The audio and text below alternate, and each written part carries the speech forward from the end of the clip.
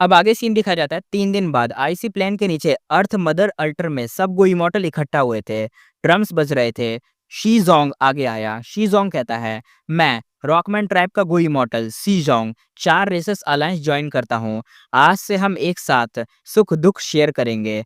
Increase smoke उसकी body से मर्ज हो गई। अलायंस सील लग गया। फेंगयुआन अंदर ही अंदर कहता है, ये एक पुराना एशियंट मेथड है, तोड़ना बहुत मुश्किल होगा। और बातें तेज बनी और स्नोमैन, रॉकमैन, हेरीमैन सब ने मिलकर इंकमैन ट्राइब को भी अलायंस में ले आए। अब यहाँ पे एक अलायंस बन चुके हैं जिसमें 4 वेरिएंट ह्यूमन की रेसेस थी, एक हो गई। सब टर्न बाय टर्न मतलब सील ले रहे थे, मतलब आपस में वो ओथ टाइप का होता है ना, वो कर रहे थे ताकि एक दूसरे को बिट्रे ना करें। 12th ईयर कहते हैं, एल्डर फेंगयुआन अब आपकी बारी। फेंगयुआन आगे बढ़ा। स्मोक उसकी बॉडी में घुस गया। सब रिलैक्स हो गए। फेंगयुआन ऑफिशियली अब अलायंस का हिस्सा बन गया था। पर अंदर से फेंगयुआन सोच रहा था, उसकी सोच ये थी कि मैं इनके गोल्स फॉलो नहीं करने वाला। दूसरा, ह्यूमन का डोमिनेंस क्लियर ही है कि 4 रेसेस मिलकर भी क्या ही उखाड़ लेंगे। और तीसरा, ये अलायंस सिर्फ मुझे टेम्पररी पावर लेने के लिए यूजफुल रहेगी, बस और कुछ नहीं।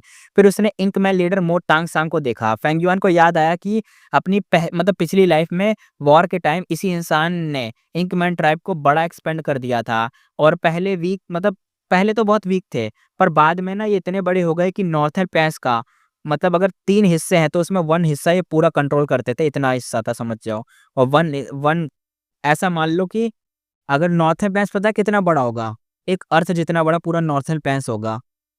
बहुत ही बड़ा होगा यार, रशिया में एकदम पूरा रशिया मान लो इतना हिस्सा कंट्रोल करते थे इंकमैन। समझ जाओ बहुत बड़ा है यार। मो तांग सांग फेंगयुआन की तरफ मुस्कुराया। बहुत मतलब पोलाइट था, रिस्पेक्टफुल तरीके से देख रहा था। फेंगयुआन ने उसे भी स्माइल दिया, पर अंदर ही अंदर वो थोड़ा-सा कोल्ड था फेंगयुआन कि मतलब क्या चोमू लोग हैं ये। क्योंकि भाई देखो, भले ये लोग पावरफुल हैं, ऐसा नहीं है पावरफुल नहीं है, पता है, लेकिन एक चीज़ होती है यार, वेरिएंट ह्यूमन में तुम लोगों ने भी सुना होगा कि जो वेरिएंट ह्यूमन होते हैं ना, ये कभी भी यार, कभी पूरी ज़िंदगी में कभी ना रैंक 9 नहीं बन पाए। कभी नहीं बन पाएँगे रैंक 9। वरना ओल्ड इंस्पेक्टर शूहू मतलब ये देखो रिफाइन कर रहा है, ये कर रहा है, ये सब क्या पता वो रैंक 9 बन जाए, वो रैंक 8 है।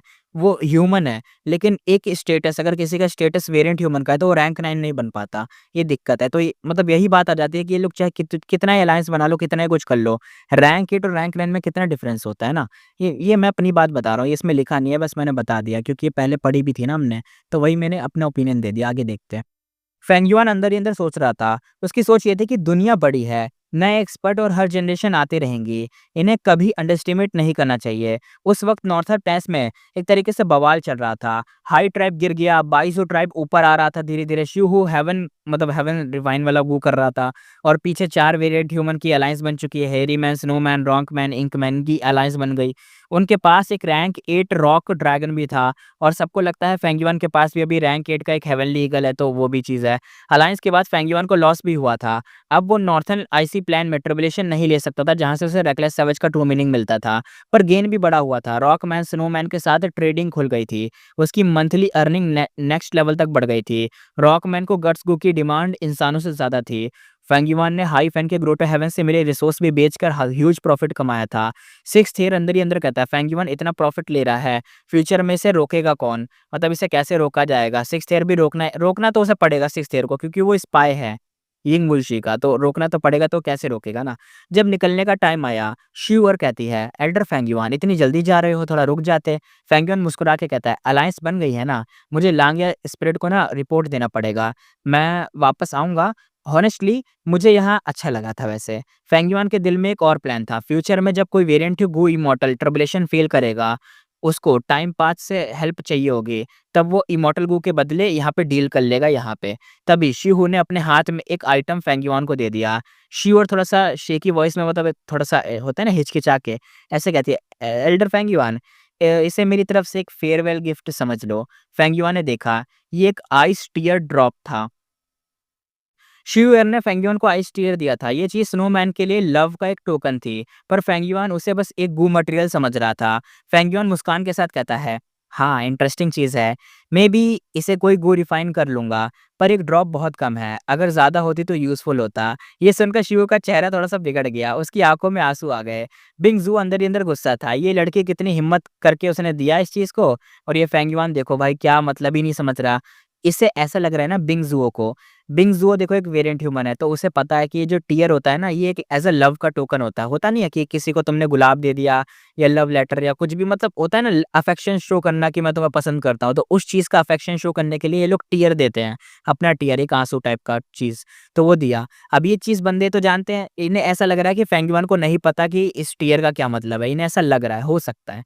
अब ज़रूरी थोड़ी है, लेकिन हम हमें तो पता है ना, फेंगयुआन को पता होगा, मुझे 100% पता है।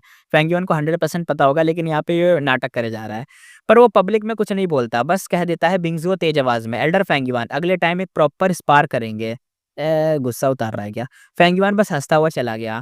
फेंगयुआन कहता है ओके फ्यूचर में मिलते हैं, हा, हा, हा, हा। शिवूर उसे देखकर थोड़ा-सा लॉस्ट हो गई और बिंगज़ुओ दाँत पीस रहा था। कहता है ये लड़का समझता ही नहीं क्या? मुझे इसे एक लेटर भेजना होगा और अच्छे से बताना होगा कि ये जो आइस टियर है इसका असली मतलब क्या होता है। ये बताएगा फेंगयुआन को असली मतलब। जब ये लेटर भेजेगा इसे पता चल जाएगा। फेंगयुआन सेफ वापस ब्लेसलैंड में आ गया, अपने लांगे ब्लेसलैंड में। वहाँ लांगे लैंडस्पीड थोड़ा-सा एक्साइटेड था। लांगे लैंडस्पीड कहता है तुम्हारे पास से टाइम स्लो करने का मेथड भी है और इमोरियल हेवन ईगल भी है, जल्दी दिखाओ मुझे। फेंगयुआन ने उसका डेड बॉडी निकाल दिया। लैंडस्पीड शॉक हो गया। लैंडस्पीड कहता है क्या? तुमने तो इतना बड़ा बीस्ट भूख से ही मार दिया, पर चलो एग तो बचा है ना, ये एग मुझे बेच दो। फेंगयुआन हँसते हुए कहता है बेच दूँ? पर हेवनली क्रिस्टल तुम्हारे पास भी है क्या? लैंडस्पीड कहता है हाँ, लांगे लैंड में पहले ग्रोटो हेवन ही तो था। वहाँ हेवनली क्रिस्टल भी बनते थे। मेरे पास अभी भी पुराना स्टॉक रखा हुआ है। फेंगयुआन कहता ठीक है, तब मैं एग बेच दूँगा। लैंडस्पीड खुश हो गया। ग्रेट, तुम अपना रिवॉर्ड चूज़ कर लो। लक पार्ट ट्रू इनहेरिटेंस चाहिए या थिविंग हेवन का इनहेरिटेंस चाहिए, लॉन्ग हेयर का मतलब मेरा ही इनहेरिटेंस चाहिए। फेंगयुआन एकदम कोल्ड टोन में कहता है, मुझे इनमें से इंटरेस्ट ही नहीं किसी चीज़ में, और ये प्राइस एक रैंक 8 बैटल स्ट्रेंथ के लिए काफ़ी लो लगता है पहली बात तो। लैंडस्पीड का जो स्माइल था पहले खुश हो रहा था, फ्रीज़ हो गया। लैंडस्पीड कहता है ठीक है, मैं अपना लुओपो वैली तुम्हें देता हूँ। फेंगयुआन सीधे रिफ्यूज़ करते हुए कहता है प्राइस अभी भी लो है, नॉट सेलिंग। अब आगे देखते हैं। लांगे लैंडस्पीड कहता है ठीक है, मैं तुम्हें हेवनली एसेंस ट्रेजर लोटस और इनकम्प्लीट इमॉर्टल गू हाउस रिफाइनमेंट कोल्ड रोन भी देता हूँ। बस मुझे तुम्हारा अपर एक्सट्रीम हेवनली ईगल दे दो। फेंगयुआन कामली कहता है नहीं, अभी भी इनफ नहीं है, नॉट सेलिंग। लांगे लैंडस्पीड गुस्से में कहता है तो बोलो भाई, क्या चाहिए तुम्हें, कितने में बेचोगे? फेंगयुआन हंसते हुए कहता है ये एक रैंक 8 बैटल स्ट्रेंथ है, सोच ले। लैंडस्पीड कहता है हाँ, लेकिन तुमने हेवनली क्रिस्टल चाहिए तो तुम्हें भी तो हेवनली क्रिस्टल चाहिए होंगे ना अगर तुम बेचोगे नहीं। और अगर तुम्हें इसे ज़िंदा पकड़ा होता, तो एक झटके में मतलब तुम्हें कुचल भी देता ये, अगर तुम इसके सामने ज़िंदा आ जाते तो। और तुम्हारी तो किस्मत है कि तुम बस इसे भूख मतलब समझ जाओ कि ये भूखा था और तुम्हारे अंदर था, तो वहाँ पे वो मर गया। अगर तुम उसके मतलब जब ये भूखा था और तुम उसके सामने चले जाते तो तुम्हारा तो बन जाता भाई, मीट पेस्ट बन जाता। ये सब बता रहा था। तो फेंगियोन कहता है अरे फाइन, फाइन। मैं सेट कंट्रीब्यूशन पॉइंट यूज़ करके हेवनली क्रिस्टल लूँगा। वैसे भी मैं लांग ये सेट का सुप्रीम एल्डर हूँ और 4 रेसेस अलायंस का मेंबर। ज़रूरत पड़ने पर हेल्प तो करूँगा ही। लैंडस्पीड पॉइंट करते हुए एंग्रीली कहता है, चालाक लड़के, तुम्हारा इसे बेचने का इरादा ही नहीं था क्या कभी?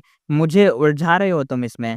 फेंगियोन सीरियस टोन में कहता है ऐसा नहीं है, बस प्राइस बहुत लो था। रैंक 8 स्ट्रेंथ इतना ईज़िली कैसे दे दूँगा मैं? ये सुनकर लैंडस्पीड ने हाथ खड़े कर दिए। उसे समझ आ गया कि फेंगियोन मतलब गलत नहीं कह रहा, सही कह रहा था। फिर उसने कहा, लैंडस्पीड कहता है तुम्हारे जैसे एम्बिशियस इंसान रैंक 8 बैटल स्ट्रेंथ कभी नहीं छोड़ेंगे, लेकिन हेवनली क्रिस्टल लेना इजी नहीं होगा। कंट्रीब्यूशन पॉइंट्स तुम्हारे पास ज़्यादा हैं, पर फिर भी मतलब इनसफिशिएंट है, यानी काफ़ी नहीं है। फेंगियोन थोड़ा-सा डिस्टर्ब होते हुए एक्टिंग करते हुए कहता है तो चलो पहले थोड़ा-सा एक्सचेंज कर लेता हूँ, बाकी धीरे-धीरे करेंगे। उसके पास अभी 2000 सेक्ट पॉइंट थे। फॉलिंग स्टार हाउंड का केस और 4 रेसेस अलायंस की वजह से मतलब ये 2 केसेस हैंडल करे तो 2000 पॉइंट मिल गए। पर स्टिल हेवनली क्रिस्टल लेने के लिए इनफ नहीं थे ये। तब लांग या लैंडस्पीड ने एक और मिशन दिया। लैंडस्पीड कहता है तुम्हें इमॉर्टल चूडू, है ना, डोमिनेशन इमॉर्टल चूडू, वो याद तो होगा ही। उससे हमारी साइड खींच लो, यानी हमारी साइड ले आओ उसको। ह्यूमन्स के अगेंस्ट बना दो उसको। अगर तुम्हें ये करने में सक्सेस मिल गई तो समझ जाओ एक्स्ट्रा 1000 पॉइंट दे दूँगा। ये सब सुनने के बाद सीन यहाँ पे शिफ्ट हो गया। हमें सीन दिखाया जाता है कुछ टाइम बाद का। फेंगयुआन ट्रेज़र हेवन में ना डिवाइन सेंस इधर से उधर अपना डिवाइन सेंस को घुमाया जा रहा था। फेंगयुआन ने नोटिस करा, ओह! ये तो सब स्लिपरी सॉइल है ना? हान यू की विल थी, एक्साइटेड हो गई। हाँ, ये सब स्लिपरी सॉइल है। प्राइस इतना है। सर आप खरीदोगे क्या? फेंगयुआन ने कहा मैं सब ले लूँगा। हान यू एकदम शॉक में, सब मेरे पास ह्यूज स्टॉक है। फेंगयुआन कहता है हाँ, सब price total 202 immortal essence stone है ना? सही कह रहा हूँ ना? हान यू कहता है यस यस बिल्कुल, बिल्कुल वो एक्साइटेड था। डील हो गई। फेंगयुआन ने सारी स्लिपरी सॉइल खरीद ली। उसके लिए छोटी बात थी क्योंकि अब उसके पास वेल्थ की कोई कमी नहीं थी। फिर फेंगयुआन ने सॉइल अपने मतलब वो जो देखो इसका नाम सवेरा मतलब सवेरन कुछ ऐसा कहा जाता है मतलब मैं लेकिन मैं इसको ना सवेरियन इमॉर्टल फेटिश प्राइमेसी कह देता हूँ, कुछ भी कह देता हूँ। मतलब सवेरियन इमॉर्टल प्राइमेसी कह देता हूँ। तो अब तुम इसको कुछ भी मान लो यार, मैं यही कहता हूँ। मुझे पता है प्रोनाउंसिएशन गलत है लेकिन फिर भी अ, देख लो कोई ज़्यादा ने किसी मतलब इसके अगेंस्ट गया नहीं कि ये सही है कि गलत, लेकिन मैं कह देता हूँ तो अब कोई कह भी नहीं रहा तो यही चलेगा। अच्छा लगता है, अगर ज़्यादा वो लगा तो चेंज कर देंगे लेकिन अच्छा लगता है अभी तो। देखते हैं तो उसका जो सवेरियन इमॉर्टल प्राइमेसी था, उसके अंदर जो मिनी साउथर्न बॉर्डर था उसमें उसने डाल दिया। वहाँ सीनरी बदल गई, फॉरेस्ट, एनिमल्स, माउंटेन सब लाइफ में एकदम फुल हो गया। माउंटेन्स भी उसने हाइफ एंड ग्रुटो हेवन से मूव करके यहाँ पे लाए थे। यानी जो उसने मिनी साउथर्न बॉर्डर जो बनाया था अपने अंदर, वो जो मिनी साउथर्न बॉर्डर था उसके लिए जो माउंटेन थे, वो लाया था हाइफ़ेन के ग्रुटो हेवन से उठा के, याद होगा आपको पहले। फेंगियोन सैटिस्फाई था। कहता है अभी कुछ टाइम तक प्लांट्स तो ग्रो कर ही लेंगे यहाँ पे, लेकिन प्रॉब्लम क्लियर थी। उसके प्राइमेसी में ना अर्थपात के दावमार्क्स बहुत कम थे, इसलिए फर्टाइल सॉइल भी टाइम के साथ ऑर्डिनरी बन जा रही थी, यानी नॉर्मल सॉइल बन जा रही थी। फेंगियोन सोचते हुए कहता है परमानेंट सॉल्यूशन अभी मतलब तभी होगा जब ये अर्थपात के दावमार्क्स बढ़ जाएँगे तो अपने आप सॉइल हो जाएगी सही। या तो मुझे अर्थपात कैलेमिटी फेस करनी होगी या फिर किसी अर्थपात के गोई मॉडल को मार के उसके दावमार्क्स को अब्ज़ॉर्ब करना पड़ेगा। लेकिन ये काम ईज़ी नहीं है। उसने याद किया कि अपने 4 आर्थिक कैलेमिटी जो अब तक उसने फेस करे थे, जिसमें से पहला snow monster plus iron crown eagle था, दूसरा wind flower plus snow moon था, तीसरा स्प्रिंग डाउन जेड ऑरेलिस और प्लस ब्लेजिंग ट्रीज था, और चौथा जो जस्ट अभी फेस करा था कुछ टाइम पहले व्हाइट फ्लाइंग साल्ट कैलेमिटी था। और हर एक कैलेमिटी नॉर्मल से कई गुना ज़्यादा टफ थी क्योंकि सवीनर इमॉर्टल प्राइमेसी हेवेंसविल को बहुत ज़्यादा ट्रिगर करता था इस वजह से। फेंगयुआन हर ट्रिबुलेशन में दूसरे गुई मॉडल के कंपैरिजन में डजन्स टाइम ज़्यादा दाव मार्क्स गेन कर रहा था। अब उसके पास सबसे ज़्यादा आइस और स्नो वाले दाव मार्क्स ज़्यादा थे। फिर ट्रांसफॉर्मेशन और स्ट्रेंथ और क्यूआई इन दोनों के भी थे। हाइफ एंड ग्रोटो हेवन के रिसोर्स के बाद उसका जो सवेनियर इमॉर्टल प्राइमेसी था ड्रास्टिकली इंप्रूव हुआ था। मिनी साउथर्न बॉर्डर अब फुल इकोसिस्टम वहाँ पे बन गया था। फॉरेस्ट, एनिमल, माउंटेन सब जिंदा थे।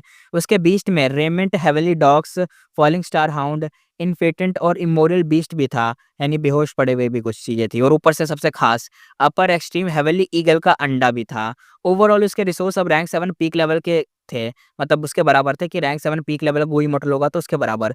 चूडू तकरीबन उसके सेम ही होगा चूडू के बराबर, लेकिन फेंग जीजे अभी उससे ऊपर है। अभी फेंग जीजे बहुत पावरफुल है, अभी फेंग यून जीजे से मतलब बराबरी लेना मुश्किल है क्योंकि उसके पीछे एक सुपर फोर्स थी, स्पिरिट एफिनिटी हाउस, जानते ही हो तुम। फिर फेंगयुआ ने फोकस किया सोल सर्चिंग पे, हाई फैन ग्रुट हेवन के 9 गुई मॉडल की सोल पर। जो कैप्चर्ड सोल अलग अलग रिएक्शन देते हैं, जैसे तुम हाई चेंग नहीं हो, कौन हो तुम, दूसरा कहता है बेशरम मार दो मुझे अगर हिम्मत है, तो तीसरा कहता है प्लीज मुझे बचा लो मैं तुम्हारा लॉयल सर्वेंट बन जाऊंगा। ये सब सोल कह रही थी, लेकिन फेंगयुआन बड़ा कोल्ड था, उसकी बातों को इग्नोर करके डायरेक्ट सोल सर्च कर रहा था। फेंगयुआन की मतलब सोच बताई जाती है कि 3 दिन में इनके सारे के सारे सीक्रेट मैं जान जाऊंगा। उसके बाद वो गया लुओपो वैली, जहां उसने अपना सोल पाथ कल्टीवेशन कंटिन्यू करा। डांगहुन माउंटेन प्लस सोल पाथ मतलब लुओपो वैली में कल्टीवेट करना कितना फायदा देता था। पर अब प्रॉब्लम यहाँ पे एक चीज़ थी, फेंगयुआन का फेस बिगड़ गया। अगर सोल और स्ट्रांग बन गया तो शैडो सेक्ट का ट्रैप भी और डेंजरस हो सकता है। यिंग वुशी ने डेफिनिटली डांगहुन और लुओपो वैली को कंसिडर किया होगा। हर दिन कल्टीवेशन के बाद उसकी सोल जो बॉडी में लौट आती, लेकिन एक्सप्रेशन बड़ा खराब सा ही रहता। फेंगयुआन अंदर ही अंदर कहता है मेरे पास विज़डम गू है और इमॉर्टल ज़ॉम्बी बॉडी भी है, बस एक लास्ट की मिसिंग है। अगर विज़डम गू यूज़ कर पाऊँ तो सारी प्रॉब्लम अभी के अभी सॉल्व हो जाएँगी। 7 दिन तक लांगिया ब्लेसलैंड में फेंगयुआन ने नॉन स्टॉप कल्टीवेट करा। 9 सोल फुली सर्च कर लिए जो 9 गुई मॉडल को मारा था। सोल फाउंडेशन और स्ट्रांग हो गया। कंट्रीब्यूशन पॉइंट यूज़ करके हेवनली क्रिस्टल भी खरीदे। हेरी मैन के जो गो मास्टर थे उनको मॉडल को रिफाइन करवाए ताकि थोड़ा टाइम सेव हो जाए उससे। और 7 दिन बाद फेंगयुआन वहाँ से निकलकर सीधा ईस्टर्न सी के लिए रवाना हो गया। फेंगयुआन ईस्टर्न सी की तरफ क्लाउड पे बैठकर ट्रैवल कर रहा था। उसके हाथ में बिंग जुओ का एक इन्फॉर्मेशन गो था। लेटर में लिखा था कि आइस टीयर स्नोमैन ट्राइब के लिए सिर्फ एक मटेरियल नहीं है, बल्कि लव का एक टोकन है। तो अच्छा उसने लेटर भेज दिया है। फेंगयुआन कोल्ड स्माइल के साथ कहता है हाँ, और उसने मुझे ये गू दे दिया और उसने क्रश कर दिया। फेंगयुआन क्लियरली जानता था कि इसका मतलब आइस टीयर एक्सेप्ट करना मतलब श्यूअर का प्यार एक्सेप्ट करना, लेकिन उसने अंदर ही अंदर डिसाइड कर लिया कि मैं थोड़ी ना दिखाऊँगा। फेंग युआन की सोच ये थी कि शी से शादी का मतलब स्नोमैन ट्राइब के साथ मैरिज पैक्ट। ऑलरेडी मेरे पास लांग या सेट का एग्रीमेंट है, चूडू अलायंस और 4 एसेस अलायंस भी हैं। एक और बंधन का मतलब प्रॉब्लम ही डालना हो जाएगा अपने आप को। स्नोमैन सिर्फ़ इसलिए मुझे चाहते हैं क्योंकि मेरे पास रैंक 8 बैटल स्ट्रेंथ है। लेकिन हेवनली ईगल अब एग बन चुका है, मतलब वो तो मर गया, उसका अंडा बन चुका है अब वो। अगर वो अभी तो हैच नहीं हुआ, तो मैं उनकी जो ये रिक्वायरमेंट है उसे फुलफ़िल तो नहीं कर पाऊँगा अगर वो माँगेंगे मुझसे रैंक 8 की बैटल स्ट्रेंथ। और अगर मैं श्यू को एक्सेप्ट करता हूँ, तो रॉकमैन के अगेंस्ट डायरेक्टली स्नोमैन की साइड लेना होगा। और रॉकमैन मुझे गट्स क्यों देते हैं, उनके साथ रिलेशनशिप खराब करने जैसा हो जाएगा, बिल्कुल फुलिश होगा ये चीज़ तो। स्नोमैन और रॉकमैन दोनों एक ही आईसी प्लेन में रहते थे, कॉन्फ्लिक्ट्स नेचुरली होते थे, लेकिन रॉकमैन के पास इमोरियल रॉक ड्रैगन है, इसलिए उनका स्टेटस हाई था। स्नोमैन हर बार सफ़र करते थे, इसलिए के थ्रू फेंग युआन को अपनी साइड सिक्योर करवाना था उनका एक प्लान। फेंग युआन की सोच ये समझ चुकी थी और उसने आगे कहा भी, मैं इन वेरिएंट ह्यूमन को सिर्फ यूज़ कर रहा हूँ, लेकिन अगर उनके इंटरनल कॉन्फ्लिक्ट्स में मैं घुस गया तो मैं भी इसमें फँस ही जाऊँगा। मुझे छोड़कर ईस्टर्न सी यहाँ से जाना पड़ जाएगा। डिसीज़न मेरा सही है ईस्टर्न सी जाने का। फ्रीडम और एस्केप दोनों मिलेंगे मुझे ईस्टर्न सी में। दूसरी तरफ लांग या लैंडस्प्रिट चूडो की रिक्रूट करने की सोच रहा था कि चूडो को अपनी साइड ले लें। अगर वो लांग या सेप्ट जॉइन करता तो फेंग युआन का पोजीशन वीक हो जाता। इसलिए फेंग युआन ने डिसाइड किया कि वो चूडो को रिक्रूट करने के जो मिशन है ना उसको होल्ड पे रख देगा कि बाद में देखेंगे, अगर होगा तो होगा वरना तो नहीं करेंगे। होल्ड पे रख दिया उसने उस मिशन को। फेंग युआन अंदर ही अंदर कहता है, ईस्टर्न सी का इन्फॉर्मेशन पाथ इनहेरिटेंस मेरा मेन टारगेट है। अगर अलायंस एग्रीमेंट के रेस्ट्रिक्शंस तोड़ने का मेथड मिल गया, तो मैं अपनी अलायंस में फुल कंट्रोल पा लूँगा और मेरा ही फ़ायदा होगा सबसे ज़्यादा। कुछ दिन बाद ईस्टर्न सी टर्बुलेंट फ्लो सी एरिया, वहाँ एक रैंक 7 इमॉर्टल ल्यू कुंगयू फाइट में हार कर जमीन पे घुटनों के बल गिर गया था, पूरा इंजर्ड था। उसके 3 रैंक 6 कॉमरेड्स ऑलरेडी मर चुके थे। ल्यू किंगयू एकदम बैक करते हुए, एकदम माफी मांगते हुए, एकदम पैर में पड़ते हुए कहता है, प्लीज स्पेयर मी, प्लीज मार दो, छोड़ दो मुझे, सरेंडर करता हूँ, प्लीज स्पेयर मी। अब देखते हैं ईस्टर्न सी के टर्बुलेंट सी एरिया में ल्यू किंगयू एकदम डिफीट होकर ग्राउंड पे पड़ा था और उसके सामने खड़े थे 4 मिस्टीरियस गो इमॉर्टल। एक रॉकमैन रैंक 7 का, एक बोल्ड था और ब्यूटीफुल फीमेल गो इमॉर्टल थी, और एक ओल्ड मैन था और एक ऑर्डिनरी लुकिंग इमॉर्टल ज़ॉम्बी था। शॉकिंगली लीडर था वो इमॉर्टल ज़ॉम्बी। ज़ॉम्बी एकदम चकलिंग करते हुए कहता, ओह सरेंडरिंग, हा हा हा, यू नो योर प्लेस। और वो और कोई नहीं, यहाँ पे यिंग वुल्शी था। अच्छा, तो यिंग वुल्शी का सीन फाइनली आ ही गया। हाई लाओलान एकदम एंग्री फ्लेम्स में कहती है, हाँ कावर्ड, मार देते हैं इसे। और शीनू को, जो शीनू है ना, उस दाव मार्क्स दे देते हैं इसके। शीनू कामली कहता है, मैं मास्टर की सुनूंगा। ल्यू किंगयू बैगिंग करते हुए कहता है, नो नो नो, फेरी के पास रैंक 7 इमॉर्टल गो है, इसलिए मैं हारा, प्लीज स्पेयर मी। यंग बुल्शी हंसते हुए कहता है, अभी सेडो सेट के मेंबर्स चाहिए, और मेंबर चाहिए, मैं और लोग चाहिए, एक चांस देता हूँ, रेसिस्ट करना बंद कर दो, मैं अलायंस एग्रीमेंट बना दूंगा। ल्यू किंगयू एकदम रोते हुए कहता है, thank you Lord, thank you, please thank you. Alliance बन गया और स्ट्रिक्ट भी था, लेकिन ल्यू किंगयू को सर्वाइव करना था। ये भविष्य कहता है, अब तुम सेडो सेट के मेंबर हो, उठ जाओ। लियो किंगयू कहता है एकदम घुटनों के बल, लॉर्ड मैं अपने इमॉर्टल गू आपको देने के लिए रेडी हूँ। यिंग वुशी हंसते हुए कहता है, इन रैंक 6 गू का मुझे कोई इंटरेस्ट नहीं है। अगर फ्यूचर में अच्छा परफॉर्म किया तो रैंक 7 इमॉर्टल गू या ट्रू इनहेरिटेंस भी मिल सकता है। लियो किंगयू एकदम भाई आंखों में आंसू लाते हुए कहता है, थैंक यू लॉर्ड। फिर यिंग वुशी एकदम सस्पिशियस टोन में पूछता है। यिंग वुशी कहता है, यहाँ इस रिमोट जगह पे क्यों आए थे? लियो किंगयू बिटर स्माइल के साथ कहता है, लॉर्ड मिसअंडरस्टैंडिंग था, मैं बस रेस्ट करने आया था, लेकिन असल में मुझे इन्फॉर्मेशन पाथ ट्रू इनहेरिटेंस के क्लू मिले थे। उसने सब बताया कि कैसे वो एक ब्लड पाथ इमॉर्टल के पीछे था क्लूज के लिए। उसे किल भी किया पर कुछ मिला नहीं, और फिर उसके सस्पिशियस फेंगयुआन पे गए। तब से वो चुपके से टर्बुलेंट सी एरिया में वेट कर रहा था। सेडोसेट के सब लोग सुनकर मुस्कुराए, ये बंदा कितना अनलकी है। तभी यिंग वुशी का चेहरा सीरियस हो गया। यिंग वुशी कहता, वेट, जिस गु इमॉर्टल पे तुम्हें सस्पिशियस था उसका अपीयरेंस कैसा दिखता था? लियो किंगयू ने फिर से अपने वर्ड्स रिपीट करे। यिंग वुशी का फेस तुरंत ही भाई खराब सा हो गया। उसने लियो किंगयू से और डिटेल पूछी, और जैसे ही उसने फ्लाइंग स्वॉर्ड इमॉर्टल गु और स्वॉर्ड एस्केप गु का जिक्र करा, यिंग वुशी के अंदर थोड़ा सा खराब सा एक नफरत से ट्रिगर हो गई। यिंग वुशी सोच में कहता है, टाइमिंग मैच करता है, ये फेंग युआन ही था।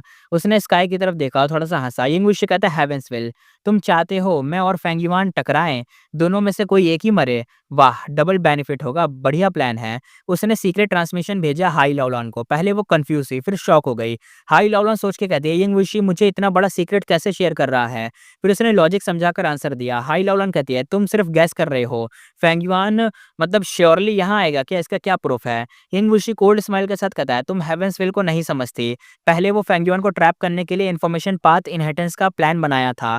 फेंग युआन अलर्ट था, वो बच गया, लेकिन जब वो उसके पास हाई फैन का इनहेरिटेंस मिला और इतनी स्ट्रेंथ बढ़ गई तो उसे इन्फॉर्मेशन पाथ तो अब चाहिए ही चाहिए, तो वो ज़रूर इस क्लू को फॉलो करेगा और आएगा। पहले तो उस चीज़ को मतलब ये जो प्लान था फेंग युआन का इन्फॉर्मेशन पाथ की टू इनहेरिटेंस लेने का, वो प्लान उसने ड्रॉप कर दिया था क्योंकि उस टाइम पे उसकी स्ट्रेंथ इतनी नहीं थी। लेकिन जब उसके पास इतना सब आ गया, सब मैनेज कर लिया उसने, तो पक्का वो यहाँ आएगा और वो यहाँ पे आया है। हाई लॉरेंस समझ के कहती है मतलब ल्यू क्विंग यू यहाँ एक्सीडेंटली नहीं आया, हेवेंसविल ने इनडायरेक्टली उसे गाइड करा। यिंग विशी कहता है एग्जैक्टली, ये सब कोइंसिडेंस नहीं था, हेवेंसविल हमें फेंग युआन के अगेंस्ट यूज करना चाहता है। हाई लाओलान ट्रांसमिट करते हुए भेजती है। तो तब क्या करें, तो हम इस चांस को यूज करके फेंग युआन पे एम्बुश कर सकते हैं। तो मैं अपना मतलब तुम्हें जो तुम्हारा जो सवीनियर इमॉर्टल बॉडी है तुम्हें वो चाहिए ना, वो मिल जाएगा तुम्हें। यिंग विशी बस कोल्ड स्माइल करता है, ग्रुप को लीड करते हुए आगे बढ़ा। लियू किंगयू क्विकली उठकर उसके पीछे पीछे फॉलो करने लगा। फिर यिंग वुशी ने एक ट्रांसमिशन यूज करा। यिंग वुशी कहता है हाई लाओलान अगर इस बार फेंग युआन को कैप्चर कर लिया तो मैं तुम्हें फ्रीडम दे दूंगा। हाई लाओलान शॉक में फिर शांत हो गई। वो कहता है क्या बेवकूफ बना रहे हो क्या तुम कभी मेरी बैटल स्ट्रेंथ तो छोड़ोगे ही नहीं। यिंग वुशी हंसता हुआ कहता है हा हा हा, तुम मुझे बहुत अच्छे से जानती हो। हाई लाओलान कहती है फिर प्लान क्या है, फेंग युआन के पास रैंक 8 बैटल स्ट्रेंथ है। यिंग वुशी एकदम हेल्पलेस टोन में कहता है मैं डायरेक्टली उसे डील नहीं करने वाला, उसके पास अपर एक्सट्रीम हेवनली ईगल है, वो बहुत डेंजरस है। हाई लाओलान कहती है हम उस स्केड्यूल डोमेन का यूज करें तो क्या उस पर सक्सेसफुली यूज नहीं होगा। हाई लाओलान थोड़ा सा कोल्ड इंटेंट के साथ कहती है अगर वो मरे या हारे तो मेरे लिए तो फायदा ही होगा ना, चाहे कुछ भी हो उसके साथ। तो यंग वुशी थोड़ा सा रिजेक्ट करते हुए कहता है मुझे फेंग युआन को जिंदा पकड़ना है, फ्रेश मटेरियल चाहिए मुझे, अगर अभी फाइट किया तो सिर्फ हेवेंसविल का ट्रैप होगा। हम ईस्टर्न सी छोड़ देंगे, लेकिन जाने से पहले फेंग युआन के लिए कुछ अरेंजमेंट्स छोड़ के जाएंगे। हा हा हा। अब अगले दिन का सीन दिखाया जाता है। नेक्स्ट सीन में फेंग युआन का था। फेंग युआन क्लाउड पे खड़े होकर कहता है फाइनली ट्रबलेट फ्लो सी एरिया में आ गया। ये जगह पहले गोई मोटर्स की क्रेजी बैटल वाली जगह हुआ करती थी। तब इसे ये यहाँ पे इनहेरिटेंस और ट्रेजर छुपे हुए हैं क्योंकि वो लोग मरते लड़ाई करते तो यहाँ पे इनहेरिटेंस छूट जाती थी। इसी वजह से हर तरफ से इमोटर्स यहाँ खींच के आते थे।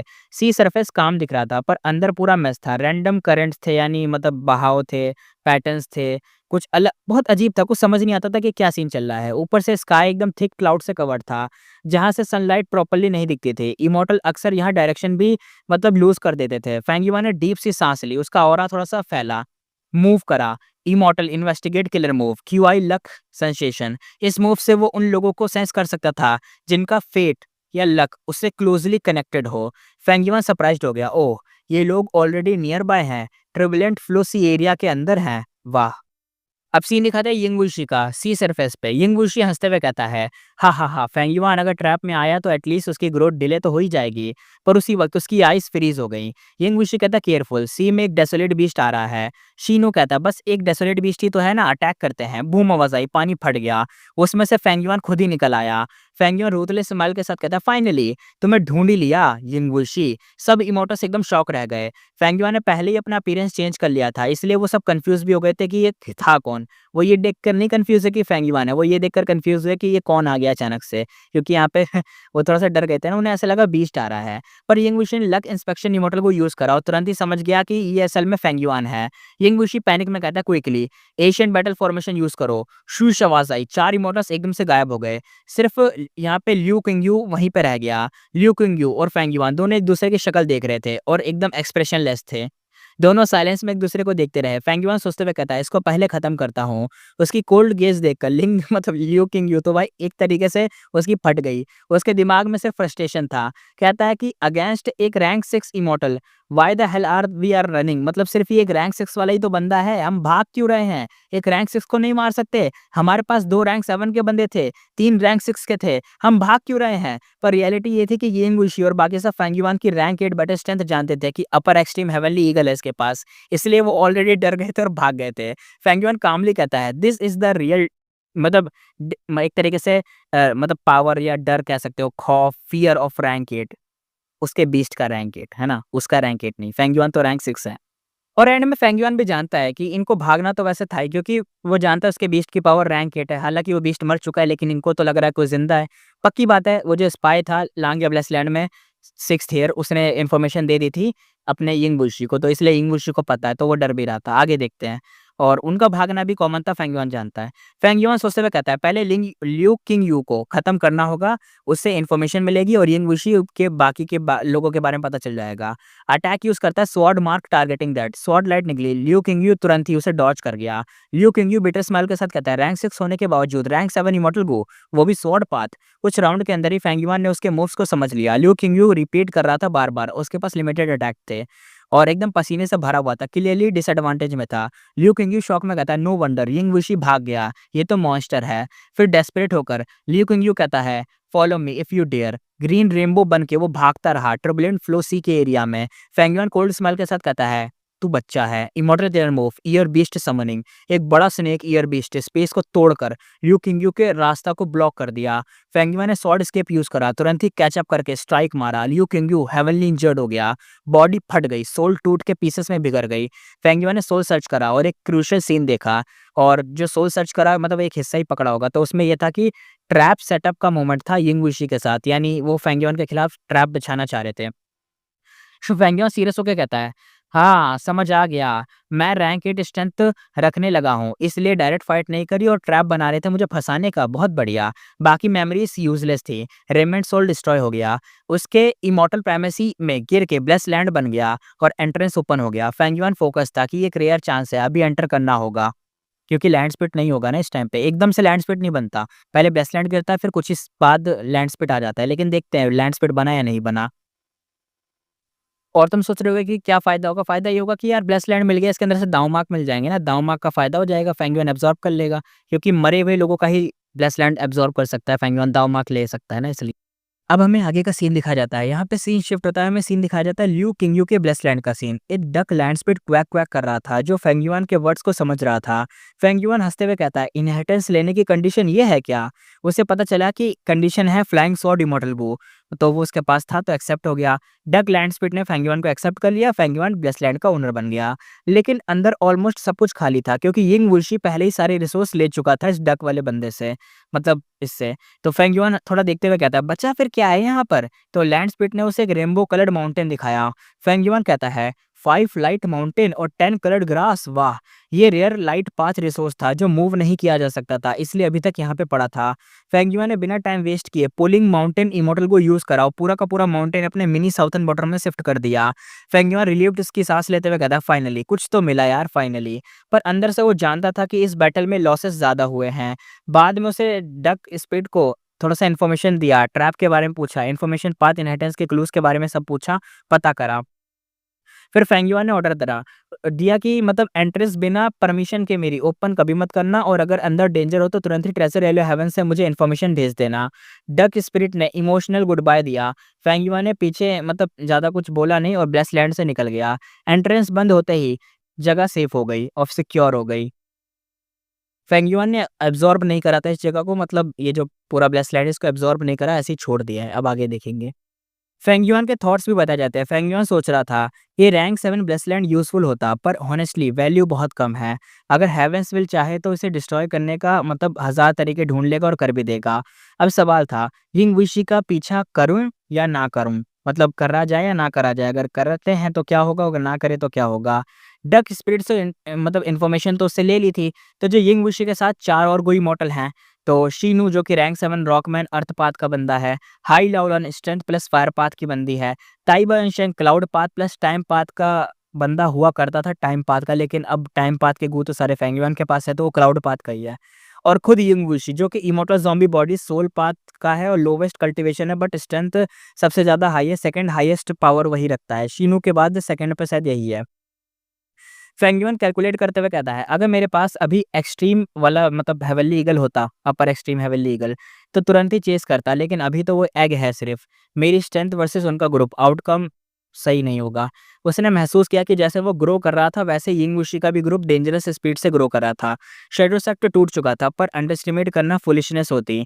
दोनों साइड के बीच डायरेक्ट कॉन्फ्लिक्ट अनअवॉइडेबल था। सविनियर इमॉर्टल फेटिश की वजह से फेंगयुआ सीरियस था कि अभी यिंग वुशी डायरेक्ट फाइट अवॉइड कर रहा है क्योंकि उसके लिए अपनी मेन बॉडी को सेव करना ज़्यादा इंपॉर्टेंट है और अभी उसे पहले टैकल नहीं कर सकता है। अपने सविनियर प्राइमेसी ग्रो करने में भी मैं भी बिजी हूँ तो मैं उसे भी अभी टैकल नहीं कर पाऊंगा। अब सिचुएशन थोड़ी सी अलग है। फेंगयुआन के पास हाई फैन का इनहेरिटेंस और काफ़ी स्ट्रेंथ आ चुकी है। उसे पता है कि अगर यिंग वुशी ने अपनी बॉडी को सेव कर लिया तो फिर भाई उसको हराना अनबीटेबल हो जाएगा। मतलब सीधी सी बात है, वो एक कहाँ एक वनरेबल था यार, उसकी जो मेन बॉडी है, मतलब ऐसी थोड़ी ना। और सबसे बड़ा फैक्टर यहाँ पे क्या है, विज़डम को। अभी लांग या ब्लेस लैंड में है वो वहीं पर और फेंगयुआन अपना ज़ॉम्बी बॉडी यूज़ करने से डर रहा है। शायद यिंग वुशी ने उसमें सोल ट्रैप किया हो इसलिए। टेस्टिंग पॉसिबल थी पर रिस्की था। वो इमॉर्टल सोल यूज़ करने से भी मतलब एक तरीके से गारंटी नहीं थी कि ट्रैप किस टाइप का हो। यानी होता है ना, फेंगयुआन क्या करता था, एक विल भेज देता था बॉडी में, फिर उस विल के सहारे बॉडी को कंट्रोल करता है। लेकिन अभी तक उस बंदे ने अपनी विल तक नहीं भेजी है उसके अंदर, तो थोड़ा-सा डर रहा है ना इसलिए। उसने अभी तक जो भी इमॉर्टल ज़ॉम्बी बॉडी का यूज़ करा है ना, वो पहले वाली बॉडी से ऐसी पड़ी हुई दूसरे इमॉर्टल्स की, अपनी रियल वाली का यूज़ नहीं करा इसलिए। फेंगयुआन डिटरमाइंड था कि ईस्टर्न सी आने का मेरा रियल मोटिव बस एक है, वो है यिंग वुशी। इन्फॉर्मेशन पाथ इनहेरिटेंस सेकेंडरी है। और यहाँ पे ना पहले तो मेरे को ऐसा लग रहा था कि फेंगयुआन का टारगेट वो होगा, इन्फॉर्मेशन पाथ की इनहेरिटेंस। जैसे यिंग वुशी ने भी बताया था कि फेंगयुआन के पास सब आ चुका है, बस इन्फॉर्मेशन पाथ में बंदा बहुत पीछे है, इसलिए शायद वो यहाँ पे आएगा। लेकिन अब पता चल रहा है कि फेंगयुआन ने मूड बदल लिया है और उसका सीधा टारगेट अब सीधा यिंग वुशी हो चुका है। यानी यिंग वुशी को ही अब टारगेट किया जाएगा। देखते हैं कि क्या होगा। सीन दिखाया जाता है ब्लू वाटर रीजनल वॉल के पास का सीन। हाई लाओलन कहती है, अब हम फिर से भाग रहे हैं क्या? ताई बनशेंग कहता है, वो बंदा कौन था जो आया था? हाँ, एक बात तो मैं भी भूल गया यार, ताई बनशेंग को पता ही नहीं है कि असली फेंगयुआन ही वहाँ पे आया था। यिंग वुशी सीरियस था, कहता है एनिमी, और सिर्फ एनिमी नहीं, बहुत ही ज़्यादा खतरनाक एनिमी। रैंक 6 कल्टीवेशन लगता है पर उसके पास रैंक 8 की बैटल स्ट्रेंथ है। ताई बनशेंग शॉक, क्या रैंक 8 की बैटल स्ट्रेंथ? हाई लाओलन एकदम फेक शॉक होते हुए कहती है, नो वंडर हमें पीछे हटना पड़ा। ताई बनशेंग सैड होते हुए कहता है, तो इसका मतलब है लियू किंगयू गया, शैडो सेट के लिए सैक्रिफाइस हो गया लग रहा है वो। नीशू थोड़ा-सा कोल्ड टोन में कहता है, dying for shadow sector is a greatness horror, मतलब हॉनर सॉरी, मतलब बहुत बड़ी बात है अगर तुम सेट सेट के लिए मर रहे हो तो, ऐसा उसने कह दिया। Hai Laolan secretly Ying Wushi को रिमाइंड करते हुए कहती है, upper extreme heavenly eagle regional wall को फ्रीली क्रॉस कर सकता है, कहीं तुम भूल तो नहीं गए? यिंग वुशी शांति से कहता है, चिल यार, वो ईगल हाई फैन का था, नॉर्थर्न प्लेस का बीस्ट है, रीजनल वॉल में एंटर करेगा तो सप्रेशन तो हो ही जाएगा ना, उसपे दिक्कत तो होगी, बॉर्डर पे हम सेफ हैं यार। हाई लाओलन कहती है, हाँ, थोड़ा तो रिलीफ मिला है। हाई लाओलन आगे कहती है, अब कहाँ चले? सेंट्रल कॉन्टिनेंट तो जा ही नहीं सकते। यिंग वुशी स्माइल करते हुए कहता है और कहता है, वेट यार वेट। ताई बनशेंग कहता है, वेट, किस चीज़ का वेट? यिंग वुशी कहता है, एनिमी के लिए वेट, और किस चीज़ का? सब कन्फ्यूज़। हाई लाओलन समझ जाती है, don't you find it strange, वो फेंगयुआन हमारी लोकेशन इतनी एग्जैक्ट कैसे जानता था? ताई बनशेंग अनईज़ी फील करता है, मतलब traitor traitor impossible, maybe Liu Qingyu, लेकिन अलायंस एग्रीमेंट था ना उसके साथ, तो लियू किंगयू की वजह से हो सकता है फेंगयुआन जानता हो, लेकिन कैसे, ऐसा कैसे हो सकता है? यंग वुशी कहता है, ट्रेटर चांस कम है, ज़्यादा पॉसिबिलिटी है उसके पास कोई इन्वेस्टिगेट मेथड है जो हमें ट्रैक कर रहा है। हाई लॉलन कहती है, हाँ, वो इमॉर्टल मेथड इन्फिनाइट है यार, वो बहुत सारे होते हैं, अगर काउंटर ना मिला तो जहाँ भी जाएंगे वो हमें ढूंढ ही लेगा। शीनू थोड़ा सा रियलाइज करते हुए कहता है, इसलिए लॉर्ड रीजनल वॉल क्रॉस नहीं कर रहा बल्कि वेट कर रहा है उसके किलर मूव एक्टिवेट करने का। यंग वुशी के माइंड में एक चीज़ आई, कौन सा मेथड यूज़ कर रहा है फेंगयुआन जो उसे पता चल जा रहा है कि मैं यहाँ हूँ। दूसरी चीज़ ये थी, अक्रॉस रीजनल वॉल तक ट्रेस कर रहा है वो, ये तो इम्पॉसिबल होगा। तीसरा, या फिर हेवेंसविल की वजह से वो हमें ट्रैक कर पा रहा है। या चौथा, नहीं, अगर वो ऐसा होगा, अगर हेवेंसविल और ये जो मेथड है सब कुछ होगा तो बहुत बुरा केस होगा। लेकिन उसके मन में बस एक चीज़ अभी आ रही थी कि अगर ऐसा नहीं है, अगर कुछ भी ऐसा नहीं है जो मैं सोच रहा हूँ, तो बस एक ही चीज़ हो सकती है, वो है लक पाथ। क्या पता बस लक की वजह से ऐसा कर रहा हो। यिंग वुशी का जो माइंड था फ्रीज़ होने लगा। वो कहता है, क्या वो कनेक्ट लक इमॉर्टल को यूज़ कर रहा है? वही गू जो उसने ट्रेज़र एलो हेवन में फेंगयुआन को बेचा था और फिर वापस भी लिया था। और उसे समझ आ गया कि भाई फेंगयुआन यहाँ पे लक का कोई गू यूज़ कर रहा है, यानी लक कनेक्ट गू यूज़ कर रहा है जिसके सहारे फेंगयुआन इनको ढूँढ पा रहा था। उसे समझ आ चुका था। अब यिंग विशी के साइड का ये सीन चल रहा है। फेंग यून का नया बॉडी होने के बाद भी कनेक्ट लक उसकी सोल पे एक्टिव था। मतलब उसका और यिंग विशी का ग्रुप एक तरीके से अभी मतलब एक दूसरे से लिंक्ड है। यिंग विशी सोचते हुए कहता है, लक को एक्सप्लॉइट करके हेवेंसविल को काउंटर किया जा सकता है और फेंग यून के पास तो डॉग शिट लक इमॉर्टल गो भी है। इसलिए उसने अपना लक हाई लाओलन के साथ कनेक्ट किया, चाहे वो मना कर रही थी फिर भी। अचानक उसने लक इंस्पेक्शन गू से देखा कि उसके ऊपर का जो लक है वो शेक कर रहा है, यानी हिल रहा है। यिंग विशी हंसते हुए कहता है, एज एक्सपेक्टेड फेंग युआन ने लक मेथड ही यूज किया है, इम्प्रेसिव। लेकिन अब मुझे उसका मेथड समझ आ चुका है। पर प्रॉब्लम ये थी कि वो लक ब्रेक नहीं कर सकता था, सिर्फ सोल पास से इंटरफेयर किया जा सकता था, बट काम नहीं करा था ये। हाई लाओलान को भी थोड़ा सा डिस्कार्ड नहीं कर सकता था क्योंकि उसकी वैल्यू ज़्यादा हाई थी। डिस्कार्ड मतलब उसको छोड़कर नहीं जा सकता था, क्योंकि ये जो फेंग युआन है ना, फेंग युआन इनका पीछा क्यों कर पा रहा है? हाई लाओलान की वजह से, क्योंकि कनेक्ट है, आपस में शेयर हो रहा है इसलिए। तो अब वही दिक्कत है, अगर हाई लाओलान को यहाँ पे छोड़ दिया, भागे तो दिक्कत वाली हो जाएगी। बैटल फॉर्मेशन के लिए ज़रूरी है हाई लाओलान। तब उसने एक प्लान बनाया, शीनू के इमॉर्टल प्राइमेसी के अंदर चला जाए। वहाँ जाते ही ऊपर का जो लक्ष्य शेक होना बंद हो जाएगा, और बंद हो भी गया। हाई लेवल को भी अंदर बुलाया और बाकी दोनों भी ब्लू वाटर रीजनल वॉल को क्रॉस कर गए और अंदर बुला लिया। अब सीन दिखाया जाता है फेंग युआन के साइड का। क्विंग यू ब्लेस लैंड से निकलते ही फेंग युआन ने अपना किलर मूव एक्टिवेट करा, क्यूआई लक सेंसेशन। उसने 3 जगह पे सेंसेशन फील करा, ईस्टर्न सी, वेस्टर्न डिजर्ट और साउथर्न बॉर्डर। और सबसे क्लियर था यहाँ पे ईस्टर्न सी बॉर्डर। फेंग युआन सोचते हुए कहता है, हाँ, चाहे जीत मुश्किल हो, मैं चेस ज़रूर करूँगा। तुम्हें किल ना भी कर पाऊँ, कम से कम तुम्हें वीक तो कर ही दूँगा। जब तक तुम स्पेक्ट्रा सोल का मेन बॉडी सेव नहीं करते, तब तक तो जीत मैं ही रहा हूँ। लेकिन अचानक उसका जो सेंस था, वो मतलब जो सेंस कर रहा था, वो दोनों चीज़ें गायब हो गईं। फेंग युआन शॉक्ड हो गया, ओह! इतनी जल्दी कंसील कर गए। अब वो चेस नहीं कर सकता था, लेकिन फिर भी कॉन्फिडेंट था। फेंग युआन कोल्ड स्माइल के साथ कहता है, जब तक तुम्हारा लक मेरे साथ कनेक्टेड है, तुम हमेशा मेरे किलर मूव के थ्रेट में रहोगे। तुम्हें हमेशा अलर्ट रहना पड़ेगा और ये प्राइस तुम्हें मुझसे ज़्यादा देना होगा। अगर तुम कनेक्शन तोड़ भी दो, तो वो ही मेरा प्लान है। यानी तुम मतलब फेंग युआन चाह रहा है कि यहाँ पे तुम तोड़ ही दो तो भी मैं ही जीतूँगा। फाइनली उसने डिसाइड किया कि फॉरगेट इट। पहले ट्यूrbulent फ्लो सीरी एरिया का जो ट्रेज़र है उसको सिक्योर करते हैं, और जैसे ही लोग बाहर निकलेंगे तो इनका पीछा करा जाएगा। फेंग युआन ने चेस को ड्रॉप कर दिया। उसने समझा सैडोसेक्ट भी एक तरीके से फास्ट ग्रो कर रहा है, और अगर स्पेक्ट्रा सोल रेस्क्यू हो गया तो भाई डूम्सडे कन्फर्म है, यानी सब खत्म। यंग वुशी ने रिट्रीट करके स्मार्टली मतलब सारा काम कर लिया था, स्मार्टली सब चीज़ें चल रहा था ताकि फेंग युआन से पंगा ना हो पाए अभी। फेंग युआन वापस गया ट्यूrbulent फ्लो सीरी एरिया की तरफ। तभी एक फीमेल इमॉर्टल वेस्ट से आई, इमॉर्टल हुआ डी। वो कहती है, प्लीज़ वेट। फेंग युआन थोड़ा-सा टर्न करते हुए उसकी तरफ देखते हुए कैसा है? सो इट्स इमॉर्टल हुआ डी, क्या काम है? इमॉर्टल हुआ डी स्माइल करते हुए कहती है, आपको मेरा नाम पता है, बट मुझे आपका नहीं। फेंग युआन कहता है, चूइंग, फेक नाम था, भेस बदल रखा था। इमॉर्टल हुआ डी कहती है, तुम अंदर जा रहे थे, एक सजेशन है जो तुम्हें बेनिफिट भी करेगा। फेंग युआन स्माइल करता है और सोचता है, क्या इसे किल कर सकता हूँ? ट्रांसफॉर्मेशन पाथ दाव मार्क्स कलेक्ट हो जाएँगे, शायद ये ट्रांसफॉर्मेशन पाथ की बंदी थी ना इसलिए। उसने क्विकली एवेल्यूएट किया, हुआ डी रैंक 6 है, पीक लेवल पे है, बट उसका लिंक मियाओ मिंग शेन से है, यानी वो जो मियाओ मिंग शेन है वो बंदा डेंजरस है। Miao Ming Shane rank 7 space path का एक्सपर्ट है, इमॉर्टल प्राइमेसी एक्सपेंड करने का यूनिक मेथड है, बहुत बड़े नेटवर्क के साथ वो जुड़ा है। उसके ग्रुप में 4 मेंबर्स हैं, जैसे Miao Ming Shane rank 7 core सबसे स्ट्रॉन्ग बंदा था, गुई क्यूआई ये रैंक 7 था, हुआ डी जो यहाँ पे अभी लड़की है वो रैंक 6 उसके ग्रुप की है, और फेंग जियांग रैंक 6 का था उसके ग्रुप का। अगर हुआ डी को किल करता है तो डायरेक्टली पूरे ग्रुप को मतलब अपना दुश्मन बनाने जैसा होगा, और इनडायरेक्टली ईस्टर्न सी के इमोटस को अपोज करना होगा, उनके खिलाफ दिक्कत हो जाएगी, फिर इसको दिक्कत आएगी यहाँ पर। फेंग युआन सोचते हुए कहता है, मियाओ मिंग शेन हो या कोई भी, भेस से मतलब भेस बदलने से मुझे पकड़ना तो मुश्किल है, बस अगर विज़डम पाथ का डिडक्शन ना हो तो मैं मार सकता हूँ। लेकिन हुआ डी को किल करना भी थोड़ा बहुत रिस्की वाली बात है, क्योंकि देखो फेंग युआन ना इसको मार के भेस तो बदल देगा, वो उसे पहचान नहीं पाएँगे, लेकिन क्या पता उनके पास विज़डम पाथ का कोई बंदा आ जाए, या विज़डम पाथ के किसी बंदे से वो एक तरीके से डिड्यूस करवा ले कि ये फेंग युआन है कि नहीं, या कहाँ गया है जिसने हमारे मतलब साथी को मारा, तो फेंग युआन फँस सकता है ना उस चीज़ से। फेंग युआन कैलेमिटी एक तरीके कैलेमिटी खैर सॉरी मतलब शांति वाले तरीके से भेस बदल के हुआ डी को जो मतलब ऑफ़र था वो क्या कहने वाली वो सुन रहा था, और अंदर-अंदर थोड़ा सोच रहा था कि इसको मारा जाए या ना मारा जाए। अब तो उसकी सोच पे डिपेंड करेगा कि हुआ डी अब ज़िंदा रहेगी या मरेगी। और ये सब सोचते-सोचते फेंग युआन ने स्ट्रैटेजी बनाई कि जो हुआडी है ना, इसको मारना सही नहीं रहेगा। इसकी जगह पर ना मियाओ मिंगशेंग जो बंदा है उसके साथ फ्रेंडली रिलेशन बिल्ड करना ज़्यादा फ़ायदेमंद रहेगा। रीज़न क्या थे? मियाओ मिंगशेंग के साथ relation, blue dragon whale profit share मिलेगा और ईस्टर्न सी में प्राइवेट ऑक्शन एक्सेस मिल जाएगा। हुआडी को किल करने से ह्यूज एनिमीज़ बन जाते और ईस्टर्न सी का नेटवर्क ट्रबल में आ जाता। इमॉर्टल हुआडी कहती है, चुयिंग तुम मियाओ मिंग शेन के बारे में जानते हो ना? अगर रिवर ऑफ टाइम का ट्रिब्यूटरी मिल जाए, लोकेट करके हमें बता दो। फेंग युआन कहता है, लॉन्ग टाइम से सुना है लॉर्ड मियाओ शिंग के बारे में। रिवॉर्ड नहीं चाहिए, बस फ्रेंडली रिलेशन चाहिए। फेंग युआन का जो मतलब बात करने का तरीका था, उससे हुआडी के चेहरे पर स्माइल आ गई थी।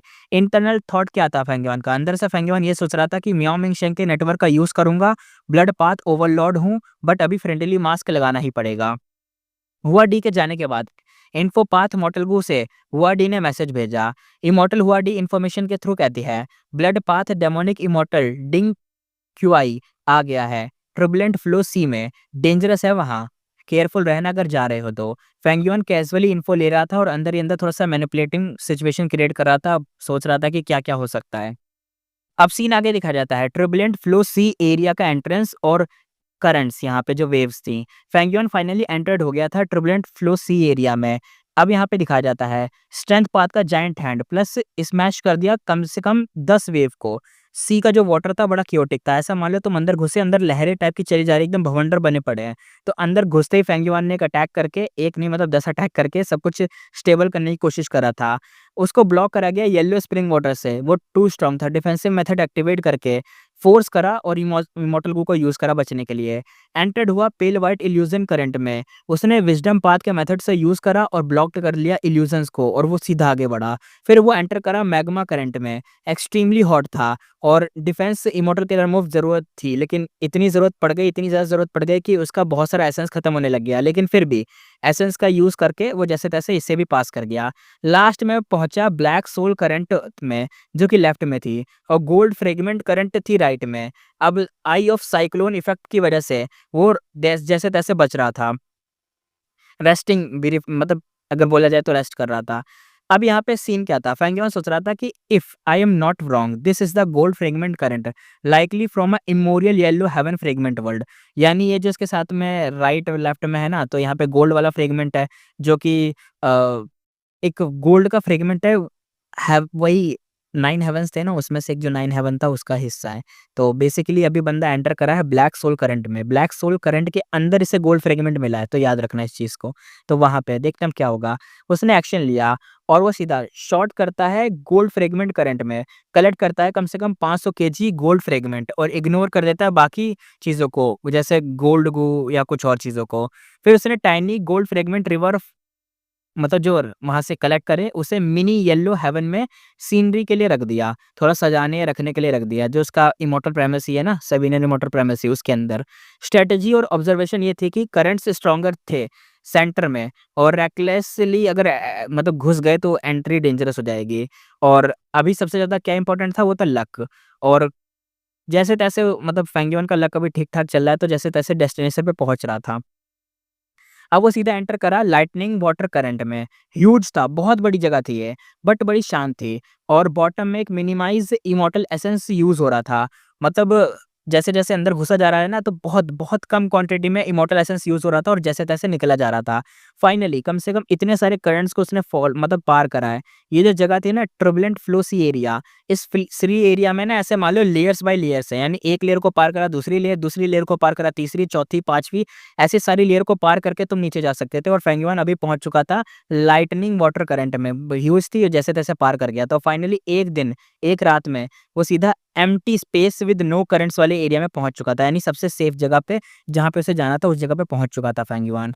और अगर बोला जाए तो ये कैसे पहुँचा है, तो सिंपल सी बात है, इतने सारे लेयर्स को पार करा उसने, मल्टीपल डेडली करंट्स को पार करा, वेव या लेयर कुछ भी कह लो, करंट्स को हम वेव या लेयर्स कह सकते हैं, ठीक है? तो ऐसा यूज़ कर रहे हैं, लेयर उसने पार करी और कलेक्ट करी रिसोर्स, और उसके कह सकते हो कि लक की वजह से भी उसको फ़ायदा मिला था, जिसकी वजह से वो एंटर कर गया था सेफली सेंटर वाले रीजन में, जहाँ पे कोई करंट्स नहीं थे, यानी एकदम साफ-सुथरा पानी है, मतलब सही वाला पानी है, जहाँ पे कोई दिक्कत ज़्यादा नहीं है, सही एरिया में पहुँच चुका है, सेफ वाले एरिया में, जहाँ पे कोई वेव नहीं आ रही मारने के लिए इसको। अब आगे देखते हैं, फेंग युआन रेस्ट कर रहा था इतने सारे प्रीवियस करंट्स यानी वेव का फाइनली सामना करके।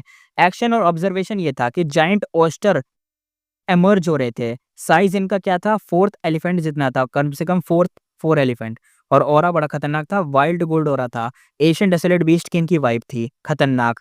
और ये इनसाइड ऑयस्टर के क्या था, mail Gu immortal plus 2 मॉर्टल females थी, यहाँ पे थे, और फेंगयुआ ने इन्हें ऑब्ज़र्व कर लिया था, देख भी लिया था और अपना रेस्ट भी कर रहा था। अब पता चलता है मेल गू इमॉर्टल जो था कहता है, हैं? रैंक 6 हो, यहाँ कैसे आए? फेंगयुआन साइलेंटली, अब उसे पता चल गया कि इन्हें हो गया, पता चल गया, तो वो साइलेंटली ऑब्ज़र्व करता रहा ऑयस्टर को ही। तो फेंगयुआन कहता है, this is the rumoured precious beast, hidden room oyster. मेल गू इमॉर्टल कहता है, wow smart, I got this from my grandpa Ren Shu Ping, eastern sea enslavement path के गू मास्टर हैं वो। फेंगयुआन कहता है, आई नो रेन शूजिंग, उसने मेरे को बचाया था, और तुम शायद उसके ग्रैंडसन हो, ब्लड ग्रैंडसन होगे। तुम वही हो ना, राइट? मेल गू इमॉर्टल कहता है, हाँ, हाँ, करेक्ट, तुम्हारी आँखें बहुत अच्छी हैं। फेंगयुआन ने आगे कहा कि हैंड ओवर कर दो ये हिडन रूम ओयस्टर को, मैं तुम्हारी जान को छोड़ दूँगा। मेल गू इमॉर्टल शॉक्ड हो गया और एंग्री हो गया, और वो मतलब उसने थ्रेटन सुन लिया था ना, तो अब वो डर गया था कि अबे ये क्या बोल रहा है, ये तो मेरे को धमकाए जा रहा है। और जब तक ये बात कर रहा था ना कि इसने, जो मेल गू इमॉर्टल था, जो थोड़ा-सा ऐसा बात बात कर रहा था, बोल रहा था, तो उसने ऐसा कह दिया कि तुझे गलत प्रेस मैंने कर दिया। पहले तो मुझे ऐसा लग रहा था कि तुम्हारी आँखें बहुत अच्छी लगता है, लेकिन अब तुमने गलत बंदे को ऑफेंड कर दिया। यानी खुद को कह रहा है कि मुझसे तुमने पंगा लेके अपने आप को मतलब खतरे में डाल दिया है। तो फेंगयुआन ने ये बात सुनी, और जब तक उसने बात पूरी कंप्लीट करी कि अपने आप को तुमने खतरे में डाला है, तब तक एक आवाज़ भी आई खतरनाक वाली। मील-वू इमॉर्टल बात ही कर रहा था, तब अचानक से उस पे अटैक हो गया, क्योंकि फेंगयुआन अटैक कर चुका था। स्ट्रेंथ पाथ का जायंट हैंड ने हिडन रूम ऑयस्टर को टाइटली ग्रैब कर लिया। मील-वू इमॉर्टल शाउट हो जाता है। मील-वू इमॉर्टल कहता है, मिसअंडरस्टैंडिंग, मिसअंडरस्टैंडिंग, मैं रेन शुइजिंग का ग्रैंडसन हूँ, तू कौन है? हम फ्रेंड्स बन सकते हैं। फेंगयुआन कहता है, फ्रेंड्स? हैंड ओवर गू, जो तुम्हारे पास गू है, ऑयस्टर कंट्रोल करता है, वरना मैं अभी तुम यहीं पे मर जाओगे, सोच लो। या तो ये ऑयस्टर जो रूम है, जो भी है, गोए मेरे को दे दो, वरना तुम गए। मेल गो इमॉर्टल कहता है, तू डेमोनिक पाथ गो इमॉर्टल है, ये नहीं कर सकता, ग्रैंडफ़ादर नहीं मानेंगे। फेंगयुआन स्माइल करता है, ऑरा निकालता है, रैंक 6 के पीक का ऑरा सीधा रैंक 7 तक दिखाता है। तो अब वो समझ आता है कि it's rank sweeping, so what, मतलब एक वही तो बंदा है, और क्या है, उसमें क्या ही बात है। यंग गो इमॉर्टल एकदम हिल गया। दो जो उसके साथ फीमेल इमॉर्टल थी, वो शॉक्ड हो गई। वो तो कुछ कर ही नहीं रही थी पूरे टाइम तक, वो तो सिर्फ़ देखे जा रही थी कि यहाँ पे सीन क्या चल रहा है। अब आगे दिखाया जाता है, थोड़ी देर बाद फेंगयुआन ने हिडन रूम ओयस्टर का कंट्रोल ले लिया और नया मास्टर बन गया था। पट पट पट आवाज आई। फेंगयुआन ने उस यंग वुई इमॉर्टल के फेस पर भाई थप्पड़ ही थप्पड़ लगा दिए। फेंगयुआन कहता है, वाइस चॉइस बच्चे। वो लड़का बिल्कुल स्टिफ हो गया, आंखों में सिर्फ एम्बेरसमेंट था और हेट था। फेंगयुआन ने इग्नोर किया और डायरेक्ट जंप करके ओयस्टर की मतलब ओयस्टर पे बैठ गया और जाते जाते बोला, नाम याद रखना, चूइंग, ओयस्टर मैंने लिया है, अपने दादा को बोल देना। यंग वुई इमॉर्टल गुस्से में बोला, ठीक है चूइंग, मैंने तेरा चेहरा सब कुछ याद रख लिया है, मैं बता दूँगा। 2 लड़कियाँ रोती हुई बोली, यंग मास्टर अब क्या करें? यंग वू इमॉर्टल का फेस हार्ड हो गया। इस मतलब स्पेस कोलैप्स होने वाली थी। यंग वू इमॉर्टल कहता है, टेंशन मत लो, ऑयस्टर गया तो क्या, मेरे दादा का ट्रैवलिंग सन गू हूँ, मतलब ट्रैवल सन गू है। मैं उसे अपने दादा के पास वापस जा सकता हूँ। मेरे पास अभी भी होप है अपने प वापस जाने की। तो जो गर्ल्स थी उसके साथ वो खुश हो गई। वो कहती, वाओ हम बच गए। तभी बूम बूम आवाज़ आई। अचानक दोनों लड़कियों को शॉक लगा। एक-एक की चेस्ट में एकदम अचानक से होल हो गया। दूसरी ने शॉक्ड नज़र से यंग वू इमॉर्टल को देखा। गर्ल कहती है, यंग मास्टर आप? यंग वू इमॉर्टल एकदम फेस खराब सा हो गया। उसने बोला, तुम सबने देख लिया? हाँ, फिर उसने फेस को थोड़ा-सा टच करके बोला। यंग वू मास्टर कहता है, पिटी, दोनों ब्यूटीफुल थी। ये सब चूइंग की वजह से हुआ है। अब दोनों की बॉडीज़ करंट में फेंक दी और तुरंत ही उनको मतलब चटनी बना दी और फेंक दिया गया। फिर उसने ट्रैवलिंग सन गू यूज़ करा। स्पेस का कंट्रोल मुश्किल था पर ये गू सेफ था। उसने ट्रैवल स्टार्ट करा जैसे एक लॉन्ग रिवर के थ्रू जा रहा हो। थोड़ी देर बाद आँखें खुली और एक वो अपने दादा रेन शुइपिंग के ब्लेस्ड लैंड में था। यंग इमॉर्टल कहता है, ग्रैंडफ़ादर मैं रेन शुपिंग, मतलब ग्रैंडफ़ादर मैं कहता है तो रेन शुपिंग एकदम से एंग्री हो गया। तो रेन शुपिंग कहता है, मैं? तू चुपके से मज़े लेने आ गया था क्या? अगर पता होता ओयस्टर मैं कभी तुझे देता ही नहीं। और अगर तुम्हें सिचुएशन समझ ना आई हो तो मैं तुम्हें बताता हूँ यहाँ पे हुआ क्या है। फेंगयुआन आया, यहाँ पे उसे 3 लोग दिखे जिसमें से एक बच्चा था जो 2 लड़कियों के साथ एकदम शायद मज़े कर रहा है, घूम रहा है या मतलब कुछ भी कर रहा है, आवारागर्दी कुछ भी कर रहा है, वो यहाँ पे था। अब यहाँ पे फेंगयुआन जब आया तो फेंगयुआन ने इस बच्चे को धमकाया और इससे क्या करा, वो ले लिया। मतलब इससे जो इसका ऑयस्टर वाला था, यानी एक तरीके से इसकी सवारी या घोड़ा कुछ भी कह सकते हो, पानी के नीचे यही काम आता होगा ट्रैवल के लिए, तो उसने वो उससे छीन लिया। अब ये बंदा अपने घर वापस नहीं जा सकता था क्योंकि इसका सवारी तो चली गई, लेकिन इसके पास कोई एक हिडन मेथड था जिसकी वज़ह से जा सकता था, लेकिन वो मेथड आसान नहीं था। उसके लिए शायद इसने क्या करा, इसके साथ जो दोनों लड़कियाँ थी उन दोनों की जान ले ली। उनकी जान लेने के बाद अब ये उस मेथड को यूज़ कर सकता था। तो इसने अब उस मेथड को यूज़ करा उसकी जान लेने के बाद और फिर ये आ चुका है अपने सीधा ग्रैंडफ़ादर के पास जिसका ये बार-बार नाम ले रहा था। रैन नाम का जो भी बंदा था वो, उसके पास आ गया। तो इसके मास्टर ने इसको देखा या ग्रैंडफ़ादर ने इसको देखा कि तू मज़े लेने फिर से गया इसलिए मैं तेरे को ऑयस्टर नहीं देता हूँ, तू पता नहीं बार-बार चला जाता है। तो ये बात थी। तो अब तक ये सीन चल रहा है। अब देखते हैं कि क्या होगा। यंग गुइमोटो कहता है ग्रैंडफ़ादर, एक डीमन ने मेरा ऑयस्टर चुरा लिया है और वो दोनों सर्वेंट को मार दिया उसने खुद। रेन शूपिंग एकदम कहता ओह! डिटेल बता। यंग गुइमोटो ने थोड़ा-सा मसाला डालकर एक्सप्लेन करा ताकि फेंगियोन के ऊपर ज़्यादा नाम आए। फेंगियोन ने उन दोनों लड़कियों को नहीं मारा, इसने ही मारा था लेकिन इसने देखो कैसे मसाला डाल के बोला है ताकि फेंगियोन से बदला ले सके। तो रेन शूपिंग सोचता हुआ कहता है चूइंग, नाम पहले कभी सुना नहीं लेकिन अगर ऑयस्टर चुरा लिया तो ये एक डेंजरस एक तरीके से चूहा है। फिर ग्रैंडसन को घूर कर देखता है। रेन शूपिंग कहता है अब समझा गो इमॉर्टल वर्ल्ड कितना क्रूर होता है, पता चला ना तुझे? तुझे अभी तक सिर्फ फ्रेंडली लोग दिखे थे, अब देख तू और अब देख के सीख। देखा तेरे साथ क्या हुआ? तुझे मैं 10 साल से शेड्यूल कल्टीवेशन की पनिशमेंट देता हूँ। यंग गुइमोटो शॉक हो गया, कहता है क्या 10 साल? रेन शूपिंग कहता है जा, स्कर्म जा, भाग यहाँ से हट। और ये शायद इसलिए ऐसा करा था ताकि अपने ग्रैंडसन को बचा सके क्योंकि ये बता रहा था ना कि देखो अगर किसी ने देखो क्या होता है ना गो वर्ल्ड में अगर कोई किसी की चीज़ चुराता है तो वो उसे मार भी देता है, लेकिन ये बंदा जिंदा बच गया फेंगिवान के हाथों, वही बड़ी बात थी। तो इस बंदे ने उसको बचाने के लिए क्या करा, इसको ऐसे ही भेज दिया है स्केड्यूल के अंदर ताकि ये स्केड्यूल कल्टीवेशन करे और बंद रहे एक दरवाजे के अंदर और अपना कल्टीवेशन करता रहे 10 साल तक ताकि स्ट्रांग होके बाहर निकले। तो ये इसने से सुना-सुना के एज़ अ ग्रैंडफ़ादर की ड्यूटी निभाते हुए कह दिया इसने। एक झटके में ग्रैंडसन भाई फेंक दिया गया, केव के अंदर बंद कर दिया गया। रेन शिपिंग अंदर से कहता है चूइंग, तुझे मैं एक दिन मतलब खत्म ही कर दूँगा। तूने बदला मतलब एक तरीके से पंगा लिया है तो बदला तो लूँगा ही मैं। दूसरी तरफ फेंगियोन ऑयस्टर में चिल कर रहा था। फेंगियोन कहता है ये ऑयस्टर काफ़ी यूज़फुल है, ट्रांसपोर्ट ईज़ी हो जाता है और मैं रेस्ट भी कर लेता हूँ। लेकिन उसकी लक गिर गई, करंट्स गलत डायरेक्शन में ले जा रहे थे बट एक तरीके से डिटॉर्स लेने के बाद एक दिन बाद वो फाइनली सेंट्रल वाले एरिया में पहुँच ही गया। यहाँ के करंट्स यानी यहाँ की जो लेयर थी मैसिव थी और यहाँ की जो वेव थी बड़ी खतरनाक थी। जैसे एक छोटी-सी चींटी रिवर में गिर गई हो ऐसा सीन था और हर जगह बबल्स बने हों। छोटे-छोटे लेक माउंटेन साइज़ तक थे। बबल्स के अंदर इनहेरिटेंस और कुछ कार्कैसेस थे। फेंगियोन एक्साइटेड हो गया, कहता मिल गया, यही है। वो बबल तोड़ के अंदर गया, विज़न चेंज हुआ, सामने ग्रीन सी था, काम सा सरफेस था, ऊपर प्योर व्हाइट स्काई था और नीचे एग जैसा सीन था। इट वाज़ लाइक अ अलग ही वर्ल्ड। सेंटर में ना एक आइलैंड था, उस पर वाइल्ड ग्रास थी और ग्रास के अंदर बहुत सारे टॉल स्टोन पिलर्स खड़े थे। कुछ लोग बोलते हैं कि बबल्स के अंदर वाले वर्ल्ड्स असल में टर्बुलेंट फ्लो सी के टुकड़े हैं, जो बैटल के बाद स्पेस तोड़कर बने थे। दूसरे कुछ लोग बोलते हैं ये किसी ग्रेट एक्सपर्ट के इमॉर्टल प्राइमेसी के फ्रेगमेंट हैं, एक इमॉर्टल किलर मूव की वजह से बने होंगे। और फेंगिवान को रीज़न की कोई परवाह नहीं थी कि कैसे भी बने हैं। वो डायरेक्ट एक स्टोन पिलर के पास गया और फ्लाइंग स्वॉर्ड इमॉर्टल को निकाला। जैसे ही पिलर ने इमॉर्टल गू का इन्फॉर्मेशन इस सिग्मा सेंस करा, वो रेड लाइट में शाइन करने लगा। धीरे-धीरे मूव हुआ। थोड़ी देर बाद एक छोटी स्पेस ओपन हुई और एक स्केलेटन बाहर गिरा। फेंगियो ने ध्यान से इंस्पेक्ट करा। ये स्केलेटन एकदम फुल था यानी फुल था एकदम और इसके अंदर बोन पाथ के दांव-मार्क थे। एक क्वासी रैंक 8 इमॉर्टल मटेरियल के बराबर था ये। उसके राइट हैंड में एक डार्क ग्रीन लैंप था। फेंगियो ने उस लैंप को निकाला, इंस्पेक्ट करके क्रश करा। लैंप को फोड़ा तो उसके अंदर से एक स्लीपिंग वुवर्म निकला। मतलब एक नहीं कुछ निकले थे, जैसे 2 इमॉर्टल गू निकले थे और 5 मॉर्टल गू निकले थे। पर बहुत सालों में मतलब इतने टाइम बाद वो खराब भी हो गए थे और खत्म भी हो गए थे। बस एक इमॉर्टल गू बचा था, वो भी जैसे-तैसे ज़िंदा था, जैसे-तैसे। फेंगियो ने तुरंत ही उसे सेव करने के लिए कुछ करा और फेंगियोन कन्फ्यूज़ था कि ये कौन-सा गूवॉर्म है जो मतलब ये है क्या? ज़िंदा है या ब कौन-सा है? स्केलेटन बाकी सब एम्प्टी था। फेंगियो ने देखा और कहा, "यही था क्या सो कॉल्ड इन्फॉर्मेशन पाथ का इनहेरिटेंस? बस इसके लिए मैं यहाँ पे आया हूँ, इस मरे हुए इमॉर्टल गू के लिए।" मतलब मरा नहीं है, सब तो मर गए, बस एक ही बचा है, जैसे-तैसे ज़िंदा है वो। दूसरे इमॉर्टल खुश हो जाते हैं, पर फेंगियोन अभी हाई फैन का ट्रू इनहेरिटेंस ले चुका था। सो ही फेल्ट अनसैटिस्फाइड यानी अगर कोई यहाँ पे और होता ना, दूसरे लोग खुश हो जाते, दूसरा कोई भी इमॉर्टल होता यहाँ पे तो खुश होता, लेकिन फेंगियोन खुश नहीं था क्योंकि होता है ना कि जब तुम ₹1000 तुम्हें पड़े हुए मिल जाए, तो उसके बाद अगर तुम्हें ₹5 पड़े हुए मिलते हैं, तो ₹5 की वैल्यू ज़्यादा नहीं लगती। हमें ऐसा लगता है कि यार 1000 के बराबर 500-600 तो मिलते पड़े हुए पैसे, तो कुछ बात होती। तो वही बात थी। फिर उसने स्केलेटन के स्कल में ध्यान दिया, अगर अंदर फ्रेगमेंट थॉट्स से सील थे, फेंगियोन ने विज़डम पाथ ग्रैंड मास्टर होने की वजह से तुरंत ही डिटेल निकाल लिया था। नाम नहीं मिला, बस इतना समझा कि वो इमॉर्टल बैटल में लास्ट ब्रेथ तक फाइट करके इस बबल में आया था और अपना इनहेरिटेंस छोड़ गया था और मोस्ट इन्फॉर्मेशन लॉस्ट हो गई थी। फिर भी फेंगियोन एम्प्टी हैंडेड नहीं गया, उसने इमॉर्टल गू का नाम जान लिया। उसे पता चला इसका नाम है परसीवेबल दाओ। ये एक इन्फॉर्मेशन पाथ इन्वेस्टिगेट इमॉर्टल गू था। काम क्या था, टारगेट के पास कितने और किस टाइप के दाव मार्क हैं, क्लियरली दिखाना। इफ़ेक्ट बहुत ही एक तरीके से मतलब मीन एक तरीके से किसी-किसी चीज़ पे ही स्पेसिफ़िक था, यानी स्पेसिफ़िक चीज़ों पे इफ़ेक्ट पड़ता था, यानी किसी एक स्पेसिफ़िक पाथ पे शायद।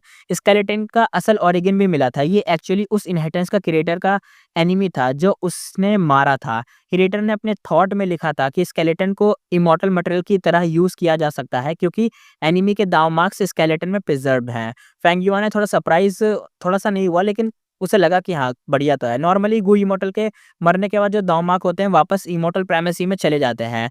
सिर्फ इमॉर्टल ज़ॉम्बी के केसेस में दांव बॉडी में रहते हैं, लेकिन ये इन्फॉर्मेशन पाथ इमॉर्टल अपने मेथड से दांव को बिना इमॉर्टल ज़ॉम्बी में बदले खुद के अंदर रख पा रहा था, तो बड़ी बात थी। फेंग युआन कहता है मेथड तो स्ट्रॉन्ग था, पर इनहेरिटेंस बहुत ही मतलब कम है और खराब भी हो गई है, तो रिस्टोर नहीं की जा सकती। वो थोड़ा-सा डिसअपॉइंटेड था। उसको होप थी कि ये इनहेरिटेंस उसे अलायंस एग्रीमेंट तोड़ने के तरीके बता देगी, बट नहीं मिला इसके अंदर। बस ये एक परसीवेबल दाव मार्क इमॉर्टल गू था। उसने इमॉर्टल गू को अपने प्राइमेसी में रखा और निकलने की तैयारी की। तभी एक ब्लड रेड फिगर बबल से घुस आया। उसकी आँखें पूरी ब्लड शॉट थी। वो फेंग युआन को एकदम घूरते हुए चिल्ला रहा था। रेड ब जो ये जो ब्लड रेड फिगर था, वो चिल्ला के बस एक ही वर्ड कहता है, मर्डरर। कहाँ भाग रहा है तू? ये जो बंदा फेंग युआन के सामने आया था ना, एकदम फेंग युआन भी देख के हिल गया था कि ये कौन आ गया अचानक से। तो पता चलता है कि क्या था, ये कैसे आया। हमें पता चल जाता है जो दूसरी साइड का बंदा था, अचानक से एंट्री ली थी और पूरी बॉडी इसकी इंजर्ड थी, हेयर इसके मेसी थे और एकदम सॉरी स्टेट में आया था, जैसे किसी से भाग रहा हो। फेंग युआन के माइंड में एक चीज़ फ्लैश होती है कि क्या ये डिंग क्यू आई है? अब क्यों इसके माइंड में ऐसा आया, फेंग युआन के पता चलता है कि कुछ दिन पहले ना इमॉर्टल हुआ डी ने बताया था कि डिंग क्यूआई एक ब्लड पाथ डेमोनिक इमॉर्टल है, टर्बुलेंट सी में आया है। उसका भाई डिंग यान को लुई किंगयू ने मार दिया और लुई किंगयू को किसने मारा था? फेंग युआन ने मारा था, तो याद रखना। अब फेंग युआन ने उसको देखा तो आइडेंटिटी समझ गया था। फिर एक group of gu immortal bubble में घुसा है अचानक से। सबके आगे यहाँ पे टांग सोंग और ज़ू था। टांग सोंग सॉरी, ठीक है, टांग सोंग। टांग सोंग टॉन्ट मारते हुए कहता है, "डिंग क्यूआई, 1 साल में तेरी डेथ एनिवर्सरी आएगी। तेरा भाई मर गया है। अब कोई ऑफरिंग भी नहीं मिलने वाली तुझे। हा, हा, हा, हा।" लेकिन डिंग क्यूआई ने इग्नोर करा, सीधा फेंग युआन को घूरता रहा। डिंग क्यूआई कहता है, "तू इनहेरिटेंस तूने लिया ना, वो क्लू मेरे भाई ने मुश्किल से ढूँढा था, तू उसका मर्डरर भी है।" ये सुनकर बाकी इमॉर्टल शॉक हो गए और फेंग युआन की तरफ एकदम घूरने लगे। फेंग युआन स्माइल करते हुए कहता है, "इंटरेस्टिंग, कैसे पता तुझे कि मैंने इनहेरिटेंस लिया है?" डिंग क्यूआई एकदम कोल्ड स्माइल के साथ कहता है, "क्योंकि तेरे पास ब्लड ट्रेस इमॉर्टल गू है।" उसने एक्टिवेट करा और तुरंत ही आइलैंड ब्लड कलर्ड शैडोज़ में बना और फेंग युआन के एक्शंस रिप्ले करने लग गए और बबल में घुसना और इनहेरिटेंस लेना सब कुछ दिखने लग गया। ऐसा मान लो कि भाई ने यहाँ पे मतलब एक तरीके से कुछ एक्टिवेट कर दिया। सॉरी, मैंने गलती से ये कह दिया कि फेंग युआन के पास ब्लड ट्रेस इमॉर्टल गू है, लेकिन असल में फेंग युआन के पास नहीं, इस डिंग क्यूआई के पास एक ब्लड ट्रेस इमॉर्टल गू था। ब्लड ट्रेस इमॉर्टल गू से क्या हुआ, यहाँ पे एक स्क्रीन सामने आ गई और फेंग युआन कब यहाँ पे आया था, कैसे उसने क्या मतलब करा, कैसे इनहेरिटेंस ली, सब कुछ दिखने लग गया। और ये सिर्फ इसको नहीं दिख रहा, यहाँ पे जितने भी लोग हैं सबको दिख रहा था। ज़ुओली, टांग सोंग एंग्री हो गए, उसने इनहेरिटेंस चुरा लिया। दूसरा कहता कौन है तू? तीसरा कहता है इनहेरिटेंस वापस कर। फेंग युआन हँसता है और इग्नोर करता है सबको। कहता है ब्लड ट्रेस इमॉर्टल गू, पहली बार सुना है मैंने ये। डिंग क्यूआई रेज में एकदम चिल्लाते हुए कहता है, "ये मैंने और मेरे भाई ने क्रिएट किया है। हमने साथ में ब्लड ओथ इमॉर्टल गू भी बनाया था।" भाई का नाम आते ही डिंग क्यूआई और ज़्यादा फ्यूरियस हो गया था। बैकग्राउंड क्लियर होता है कि लियू किंगयू ग्रुप को लेकर आया था टर्बुलेंट सिटी एरिया में। उसे न्यूज़ निकाली कि ज़ाओ ली और टांग सोंग अपने ग्रुप के साथ भी यहाँ पे आए हैं। यानी यहाँ पे बेसिकली हुआ क्या था, लियू किंगयू नाम का जो बंदा था, जो कि यिंगविशी से मिला था, वो यहाँ पे आया था अपने ग्रुप को लेके।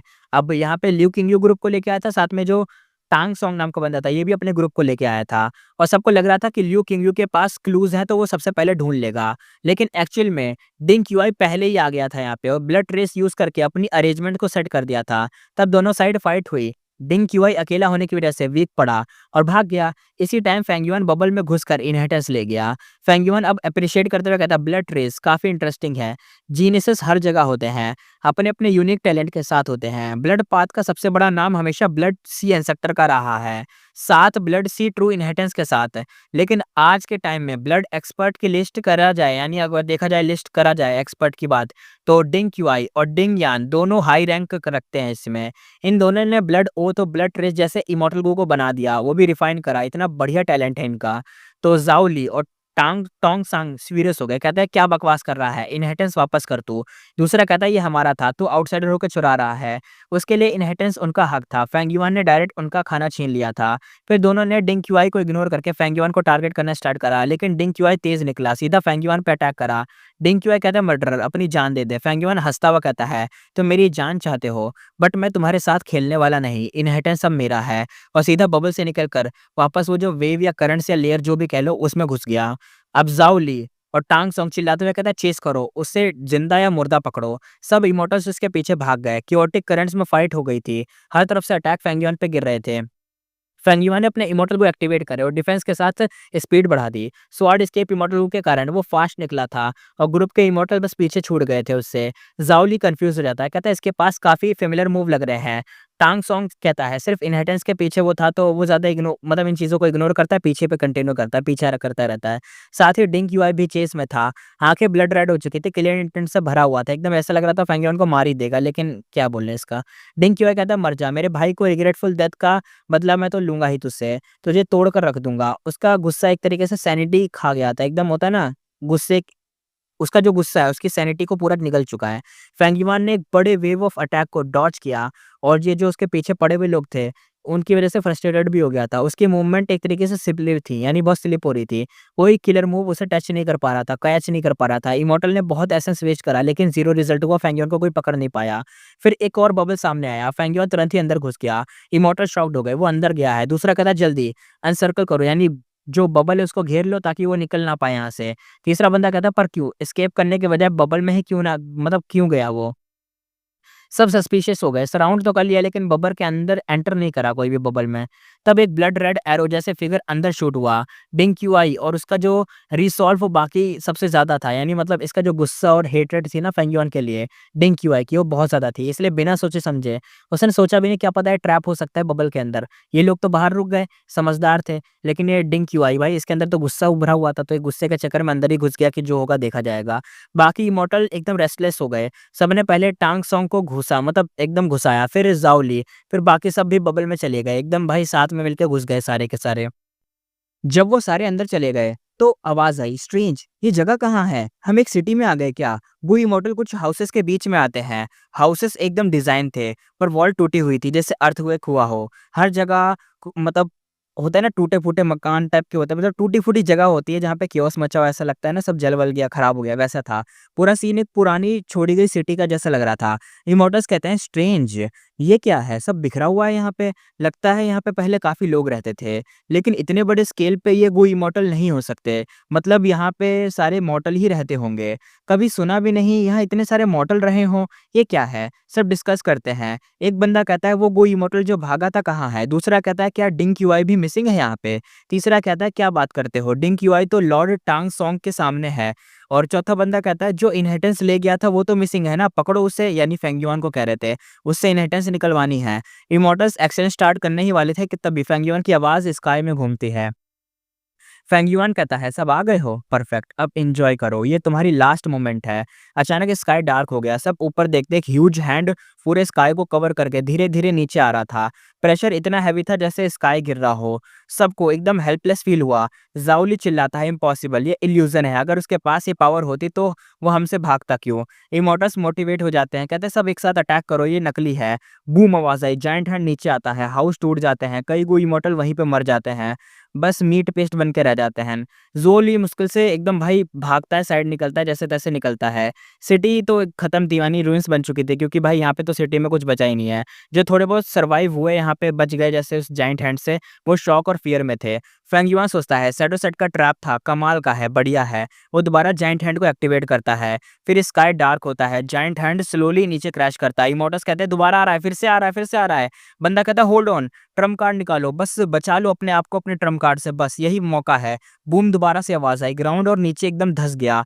फिर इस बार तीन लोग खड़े होते हैं जैसे जुओली, टांग सोंग और ब्लड पाथ डेमोनिक इमोर्टल डिंग क्यूआई, यही बचे थे तीन लोग। तीसरी बार जाइंट हैंड दोबारा से नीचे गिरता है, तीनों के चेहरे दोबारा से खराब से हो जाते हैं क्योंकि दो बार गिरने पे इनके आधे से ज्यादा लोग मर चुके थे। बिंग क्यूआई कहता है मैं मर भी जाऊं तुझे आसानी से जाने नहीं दूंगा। वो अपने आप को फाड़ लेता है, यानी सेल्फ डिटोनेट कर लेता है। जुओली और टांग सोंग फाइट करते हैं पर यूजलेस हो जाते हैं क्योंकि कुछ नहीं होने वाला था। दोनों भी फेंगयुआन के हाथों मर जाते हैं। फेंगयुआन देखता है, कहता है schedule domain of heaven and earth, city well सच में अपने नाम पे खरा उतरा है। यानी असल में ये क्या था? असल में ना ये शायद ना फेंगयुआन को पकड़ने के लिए या कुछ करने के लिए, फेंगयुआन को हराने के लिए बनाई गई होगी जगह यिंग वुशी के द्वारा। लेकिन क्या हुआ यिंग वुशी तो भाग गया, तो वो यहाँ से चला गया, तो उसकी जो बनाई गई मतलब अरेंजमेंट्स थे वो फेंगयुआन यूज़ कर रहा था। यानी फेंगयुआन इसके सहारे पिसने वाला था, लेकिन अब फेंगयुआन ने इनको ही इसके सहारे पीस दिया क्योंकि यिंग वुशी तो यहाँ है नहीं। उसके सामने एक वेल था, बाहर से स्क्वायर, अंदर से राउंड। फेंगयुआन एज पे खड़ा होकर नीचे देखता है एक मिनिएचर टाउन जो अब उसके 3 जायंट हैंड्स के बाद कंप्लीटली डिस्ट्रॉय हो गया था और रंबल में बस ब्लड के पैचेस बचे हुए थे, डेड इमॉर्टल्स के। सिटी वेल का मेंशन पहली बार था लेजेंड्स ऑफ रेंजू में हुआ था, चैप्टर 4 सेक्शन 23 में क्लियरली सब कुछ डिस्क्राइब किया गया था। और बताया जाता है, लेजेंड कहता है रेंजू के fourth child boundless forest Samsara tree में गिर गई थी। वो रेंजू के पीछे नहीं गई बल्कि ऑर्डिनरी एबियस के अंदर ही फंस गई थी। एक दिन जब वो सो रही थी उसने एक मिनी मैन को देखा था। मिनी मैन रो रहा था। बाउंडलेस फॉरेस्ट समसारा ने पूछा, तू क्यों रो रहा है? मिनी मैन मतलब वही रोना रानी करते हुए बोला, मैं अपनी ट्राइब का सबसे टॉल इंसान था, सबसे लंबा। मैं हमेशा ब्रेव और एरोगेंट प्राउड फील करता था, इसलिए आज मैं एक माउंटेन चढ़ने आ गया था, पर ये सोचा भी नहीं था कि वो माउंटेन एक्चुअली एक इंसान निकलेगा। दुनिया में तुम्हारे जैसे जायंट लोग भी होते हैं, पहली बार ऐसे देखा तो बस मैं रो पड़ गया। उस दिन के बाद बाउंडलेस फॉरेस्ट समसारा और मिनी मैन बेस्ट फ्रेंड बन गए। दोनों एक दूसरे के बिना नहीं रहते थे। बाउंडलेस फॉरेस्ट समसारा ने एक दिन पूछा, मिनी मैन, ओ मिनी मैन, तुम्हारा फादर कहाँ है? क्या तुम्हारे सिबलिंग्स नहीं हैं? मैं तुम्हारी फैमिली को क्यों नहीं देखा? मिनी मैन ने एक वेल की तरफ इशारा करा, यानी एक कुआं टाइप होता है ना वेल, उसकी तरफ एक गड्ढा। इस वेल को देखो, वही मेरा पहला घर है। बाउंडलेस फॉरेस्ट समसारा वेल के सामने मतलब गई और वहाँ पे फेस करके अंदर देखती है कि क्या है अंदर। फिर वो चिल्लाई, हैं? ये तो इतने सारे मिनी मैन हैं। उसने देखा वेल के अंदर काउंटलेस मिनी मैन रहते थे। वो आपस में साथ-साथ रह रहे थे। उन्होंने बहुत सारे हाउसेस बनाए थे। उनके मार्केट्स थे, फ्लावर्स भरे थे, पूरा एकदम हैप्पी होता है ना बढ़िया सा एनवायरनमेंट, वैसा एनवायरनमेंट हुआ करता था, एक सिटी टाइप का बना था। वेल के अंदर मिनी मैन भी चिल्लाए। मिनी मैन वहाँ से ऊपर देख के कहते हैं, स्काई इतना डार्क कैसे हो गया? क्या ऑलरेडी नाइट आ गई इतनी जल्दी? थंडर हो रहा है पर रेन नहीं आ रही, लाइटनिंग भी नहीं दिख रही, सिर्फ काला आसमान है, ये क्या हुआ? मिनी मैन पैनिक में आ गए। पूरे सिटी में एकदम भाई हल्ला-वल्ला मच गया था। बाउंड्रीलेस फॉरेस्ट समसारा ने पूछा, तुम्हारी फैमिली यहाँ है? तुम वेल के बाहर क्यों आए? तुम्हें उनके साथ रहना पसंद नहीं क्या? मिनी मैन ने हेड शेक करा, कहा वो लोग मुझे एक्साइल कर गए, उन्हें लगता है मैं मॉन्स्टर हूँ। बाउंडलेस फॉरेस्ट समसारा क्यूरियस हो गई। ओह! ऐसा क्यों लगता है उन्हें? मिनी मैन सैडनेस के साथ बोला, मैंने उन्हें बताया कि हम जो दुनिया में रह रहे हैं, वो सिर्फ़ एक कुआँ है, बाहर की दुनिया बहुत बड़ी है। लेकिन उन्होंने बिलीव ही नहीं किया। उन्होंने मुझे बोला बकवास मत कर। मिनी मैन आगे कहता है, मैंने उन्हें ये भी बोला कि हमारे सिटी के एज पे जो माउंटेन है ना, वो सिर्फ़ एक छोटा-सा माउंट है, बस एक छोटी-सी मतलब मिट्टी का एक मान लो थोड़ा-सा टुकड़ा है बस वो। पर उन्होंने बिलीव करने से मना कर दिया। उन्होंने बोला कि वो वर्ल्ड का सबसे बड़ा माउंटेन है और मुझे बोला कि तू झूठ फैलाना बंद कर दे, तू झूठा है। मुझे झूठा बोल रहे थे। बाउंडलेस फॉरेस्ट समसारा ने पूछा, कौन से माउंटेन की बात कर रहे हो? मिनी मैन ने पॉइंट करके बताया, वो देखो वो मिनी स्कूल माउंटेन है। बाउंडलेस फॉरेस्ट समसारा हंसी रोक ही नहीं पाई। वो जिगल करते हुए बोली, तुम उसे माउंटेन बुलाते हो? वो तो मेरे हाथ में भी फिट नहीं होगा, इतना छोटा है। अचानक बाउंडलेस फॉरेस्ट समसारा ने क्लैप किया और कहा, चलो मैं उन्हें ट्रुथ दिखाती हूँ, सच्चाई। मिनी मैन ने हेडशेक करा, कहा यूजलेस है यार, यूजलेस। बाउंडलेस फॉरेस्ट संसारा ने उसकी बात नहीं मानी। ओ वेल की तरफ फेस करके जोर से चिल्लाई, वेल के अंदर के मिनी मैन। और मतलब जैसे ही उसने बोला ना वेल के अंदर से, तो वो पैनिक में आ गए। उन्हें लगा आज कुछ ज़्यादा ही स्ट्रेंज हो रहा है। सिर्फ स्काई डार्क नहीं हुआ, थंडर भी रंबलिंग कर रहा है, क्योंकि उन्हें उसकी आवाज़ थंडर जैसी लग रही थी और लाउड और फ्रीक्वेंट होती जा रही थी। तो मिनी मैन चिल्लाए, हेवन रेज कर रहा है। मैं रिपेंट करना चाहता हूँ, कन्फेस करना चाहता हूँ। नहीं, ये एक मॉन्स्टर है। नहीं, हेवन नहीं है, मॉन्स्टर ने हेवन को खा लिया है। हेवन की जगह मॉन्स्टर दिख रहा है। सब चिल्लाने लग गए थे। तीसरा बंदा कहता है, सेव मी, ये वर्ल्ड डिस्ट्रॉय हो रहा है। कुछ मिनीमैन ग्राउंड पे गिर के एकदम भाई माफ़ी माँगने लग गए। कुछ के फेसेस एकदम खराब से हो गए। कुछ एकदम क्रेज़ी बन के इधर से उधर अपना सर दीवार में मारने लग गए कि अब तो एंड आ गया, अब तो मरे हम सब। बाउंडलेस फॉरेस्ट संसारा की जो ब्रीथिंग थी, टॉर्नेडो की तरह एकदम होता है ना, टॉर्नेडो एकदम हो रहा था ऐसे टाइप की। वो साँस ले रही तो ऐसा लग रहा हवाएँ चल रही हैं बड़ी खतरनाक वाली, क्योंकि वो इतने छोटे हैं यार इसलिए। उसकी जो सलाइवा थी एक ह्यूज रेनस्टॉर्म बन गई, वो वेल के अंदर गिरी। उसके वर्ड्स थंडर की तरह लग रहे थे। मिनी मैन की ईयर्स में, उनके भाई ईयर ड्रम होते हैं जो अंदर का सब सुनते हैं ना, वो एकदम फटे जा रहे जैसे कान के पर्दे जिसे कहते हैं। आखिर में बाउंडलेस फॉरेस्ट संसारा ने गिव अप कर दिया। वो वेल के बाहर एकदम बैठ गई, एकदम थक गई थी और वीक वॉइस में बोली, ये मिनी मैन इतने स्टूपिड क्यों होते हैं? क्या ये तुम्हारी तरह बाहर के वर्ल्ड को देख नहीं सकते क्या? मिनी मैन ने हेड शेक किया और कहा, वो सोचते हैं कि वो ऑलरेडी बड़े हैं। वो सोचते हैं कि स्काई राउंड है, गोल है। वो सोचते हैं कि माउंटेन सिर्फ उतना ही टॉल है जितना वो देखते हैं। वो सोचते हैं कि लाइफ बस इतनी सी है जितनी उन्हें दिखती है। बाउंड्रीज फॉरेस्ट संसारा ने आंखें वाइडली ओपन करी और क्यूरियोसिटी से पूछा, तो फिर तू क्यों क्लाइंब करा? तू ये वेल चढ़ा और तू क्यों ऊपर आया? मिनी मैन थोड़ा सा बिटर स्माइल के साथ बोला, क्योंकि मुझे रियलाइज हुआ कि मैं कितना छोटा हूँ और बहुत ही छोटा महसूस करता हूँ, कुछ नहीं हूँ मैं। इसलिए मैं बाहर निकला ताकि देख सकूं कि ये जो वर्ल्ड है कितना बड़ा है। और यही थी कहानी रेंज़ो की। तो इतनी थी, अब वापस अपनी स्टोरी पे आते हैं। और फेंगयुआन उसी सिटी वेल के अराउंड ना सर्कल में वॉक कर रहा था। उसकी आइट ब्राइट फ्लिकर कर रही थी। उसका third secular domain of heaven and earth था जो उसने फेस करा था ये। पहले 2 थे डांगहुन माउंटेन और लुओपो वैली, ये थर्ड वाला था। यिंग वुशी ने ट्रैप सेट किया था फेंगयुआन को हार्म करने के लिए सिटी वेल का यूज़ करके, पर फेंगयुआन ने उल्टा उसी पे पलट दिया। उसने लियू किंगयू से ये जो प्रीशियस इन्फॉर्मेशन थी वो ले ली थी इसकी सोल सर्च करके, और सिटी वेल का यूज़ करके ईस्टर्न सी के बहुत सारे गू इमॉर्टल को उसने मार दिया। जैसे लेजेंड्स ऑफ रेंजो में लिखा था, बाउंडलेस फॉरेस्ट समसारा की जो ब्रीथिंग थी टॉर्नेडो बन गई थी, सलाइवा रेन बन गया था। वैसे ही यहाँ पे सीन हुआ था। फेंगयुआ ने जब वेल के बाहर से इमॉर्टल किलर मूव यूज़ करा, तो जब वो अटैक अंदर गया उसी गड मतलब वही जो कुआँ है उसके अंदर गया, अंदर जाते ही उसका जो पावर था इतना ज़्यादा बढ़ गया कि क्या बताएँ। मतलब बहुत ही ज़्यादा हंड्रेड्स ऑफ टाइम एम्प्लीफाई हो गया, बहुत ज़्यादा बढ़ गया। और इसका प्राइस भी था, जैसे इमॉर्टल एसेंस का कंजप्शन भी उतना ही मल्टीपल टाइम बढ़ गया था। फेंगयुआ ने बस 3 जायंट हैंड यूज़ करे थे, पर उसका एसेंस पता है कितना खत्म हुआ था? करीबन 100 टाइम्स ज़्यादा खत्म हुआ था। अगर वो ना जानते हुए सिटी वेल के बॉटम में गिर जाए तो वो ट्रैप हो जाता, लेकिन जैसे ही समझ में आ जाए कि ये सिटी वेल है तो वो एस्केप कर सकता था। लेजेंड्स ऑफ रेंजो में भी लिखा था कि जब मिनी मैन को अपनी ये चीज़ पता चली कि वो कुछ नहीं है यहाँ पे, मतलब कुछ भी नहीं है, वो कुछ वैल्यू नहीं रखता। उसका जब उसे रियलाइज़ हुआ तो आउटसाइड वर्ल्ड उसे देखना चाहा कि मैं तो कुछ नहीं हूँ, चलो बाहर जाके देखता हूँ दुनिया कैसी है। तब वो क्लाइम्ब कर पाया था, यानी एक माइंडसेट डेवलप करा था उसने, तभी तो जाके वो आगे बढ़ पाया। अगर वो हमेशा ये सोचता कि मैं यहीं पर हूँ, मतलब वो होता है ना कुएँ का मेंढक जिसे कहते हैं, कुएँ के मेंढक को क्या पता कि बाहर क्या है कुएँ के। तो वही सीन था कि तुम्हारे पास माइंडसेट ही नहीं होगा ऐसा, तो तुम बाहर क्या ही देखोगे? तुम्हारे वो होना चाहिए, वो माइंडसेट ही नहीं है तो तुम आगे की सोच तो छोड़ ही दो। पहले माइंडसेट होना चाहिए, बाद में कुछ होगा।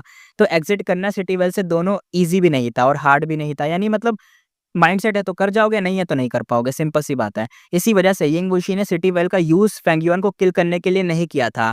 पहला रीज़न, वो अपनी स्ट्रेंथ प्रॉपर्ली कंट्रोल नहीं कर सकता था। अगर गलती से फेंगयुआन मर जाता तो उसका जो सवीनर इमॉर्टल फेटिश वाला गू था, बनाने का प्लान था, फेंगयुआन का ऐसा मटेरियल यूज़ करके वो खत्म हो जाता, यानी मेहनत वेस्ट, इसलिए वो मार तो नहीं सकता था। दूसरा बिगर रीज़न ये था, फेंगयुआन ट्रुथ समझ के तुरंत ही एस्केप कर सकता था। यानी एक बार फेंगयुआन को समझ आ जाता कि यहाँ पे चल क्या रहा है, ये वो सिटी वेल के अंदर है, तो वो तुरंत ही भाग जाता।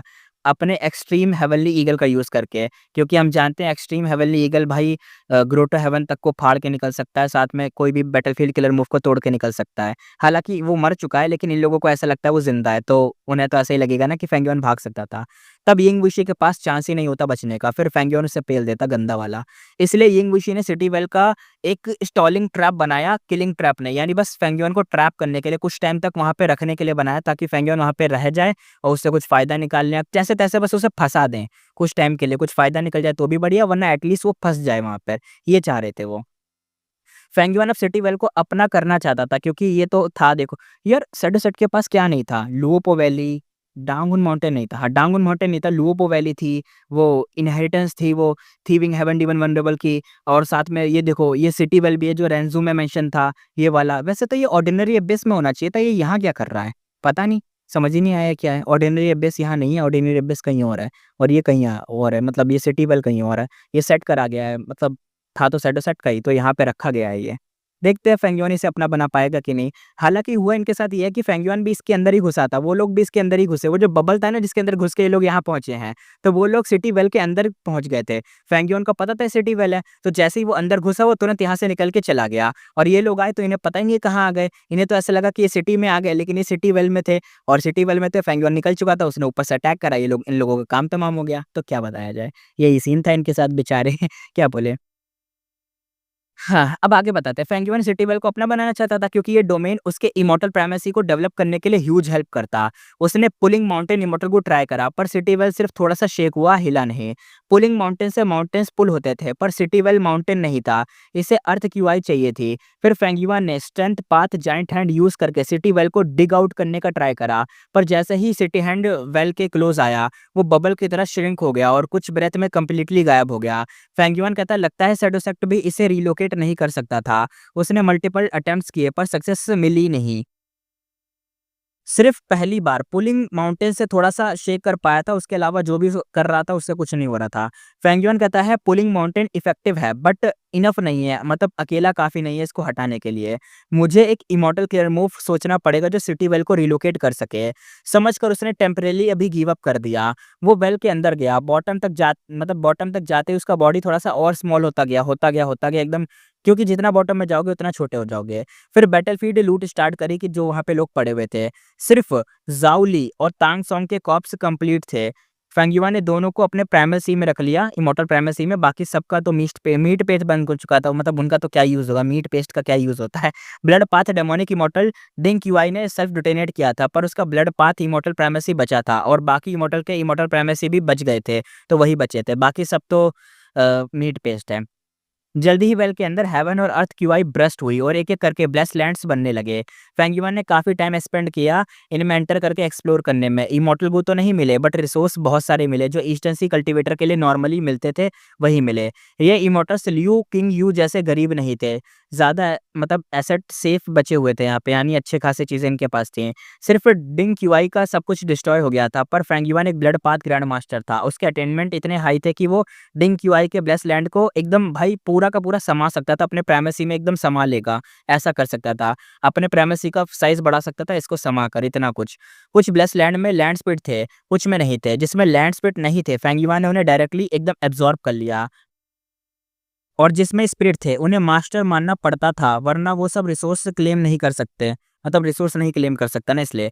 प्लंडर करना पॉसिबल तो था, पर वो सिर्फ शॉर्ट टाइम फ़ायदा होता, लॉन्ग टर्म वेस्ट होता। सो फेंगयुआन ने ब्रूट फ़ोर्स यूज़ नहीं करा, मतलब वही सोचा कि कंडीशन इनकी मान लेते अगर कंडीशन ईज़ी होगी तो ब्लेस्ड लैंड अपना हो जाएगा। काफ़ी टाइम स्पेंड करके वो वेल से बाहर आया। बबल को मॉडिफाई करने लगा। बबल में एक सी और एक आइलैंड था। सिटी वेल आइलैंड के सेंटर में था। यिंगवुशी के अरेंजमेंट की वजह से आउटसाइडर डायरेक्टली वेल के बॉटम में गिर जाते।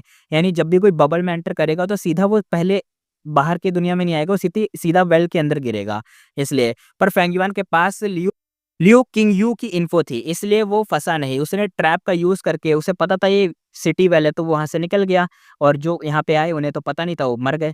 अब फेंगयुआन सोचता है अगर यिंगवुशी को पता चले कि उसके अरेंजमेंट्स फेल होने के साथ फेंगयुआन के लिए ह्यूज हेल्प बन गई है, तो शायद वो गुस्से में फिर से मुँह से ब्लड थूक दे। फेंगयुआन ने यिंगवुशी को कुछ अरेंजमेंट्स को प्रिज़र्व किया था और अपने नए मेथड ऐड किए थे ताकि बबल को कंसील कर दिया जाए, कोई यहाँ पे आए ना। फिर वो बबल को एक न्यू लोकेशन पे शिफ्ट करने लगेगा। यिंगवुशी अभी कुछ टाइम पहले ही ऐसा कर चुका था। ये सिटी वेल वाला बबल ओरिजिनली यहाँ नहीं था। यिंगवुशी ने फेंगयुआन को हार्म करने के लिए इस बबल को यहाँ मूव किया था और करंट के अंदर फेंगयुआन अपना डायरेक्शन कंट्रोल नहीं कर सकता था। वो करंट के फ्लो में ही मतलब होता चला जा रहा था। थैंकफुली उसके पास हिडन रूम ओयस्टर था, जिसकी वजह से एटलीस्ट वो ट्रैवल तो कर सकता था और रेस्ट कर सकता था। फेंगयुआन ने डज़न्स ऑफ टाइम इधर से उधर मूव किया, फाइनली बबल को एक न्यू करंट में शिफ्ट कर दिया। देखो, इस देखो ये क्या है? तुम अगर सोच रहे होगे कि अभी तो वो मूव नहीं कर पा रहा, तो अब कैसे कर पा रहा है? तो देखो, सिंपल चीज़ है। ये जो बबल है, इस बबल के अंदर एक नॉर्मल जगह है, उस नॉर्मल जगह के अंदर एक सिटी वेल है और सिटी वेल है जो उसको मूव करना था, लेकिन सिटी वेल मूव नहीं होगा, वरना वो अपने ब्लेस्ड लैंड के अंदर सिर्फ सिटी वेल को रख लेता।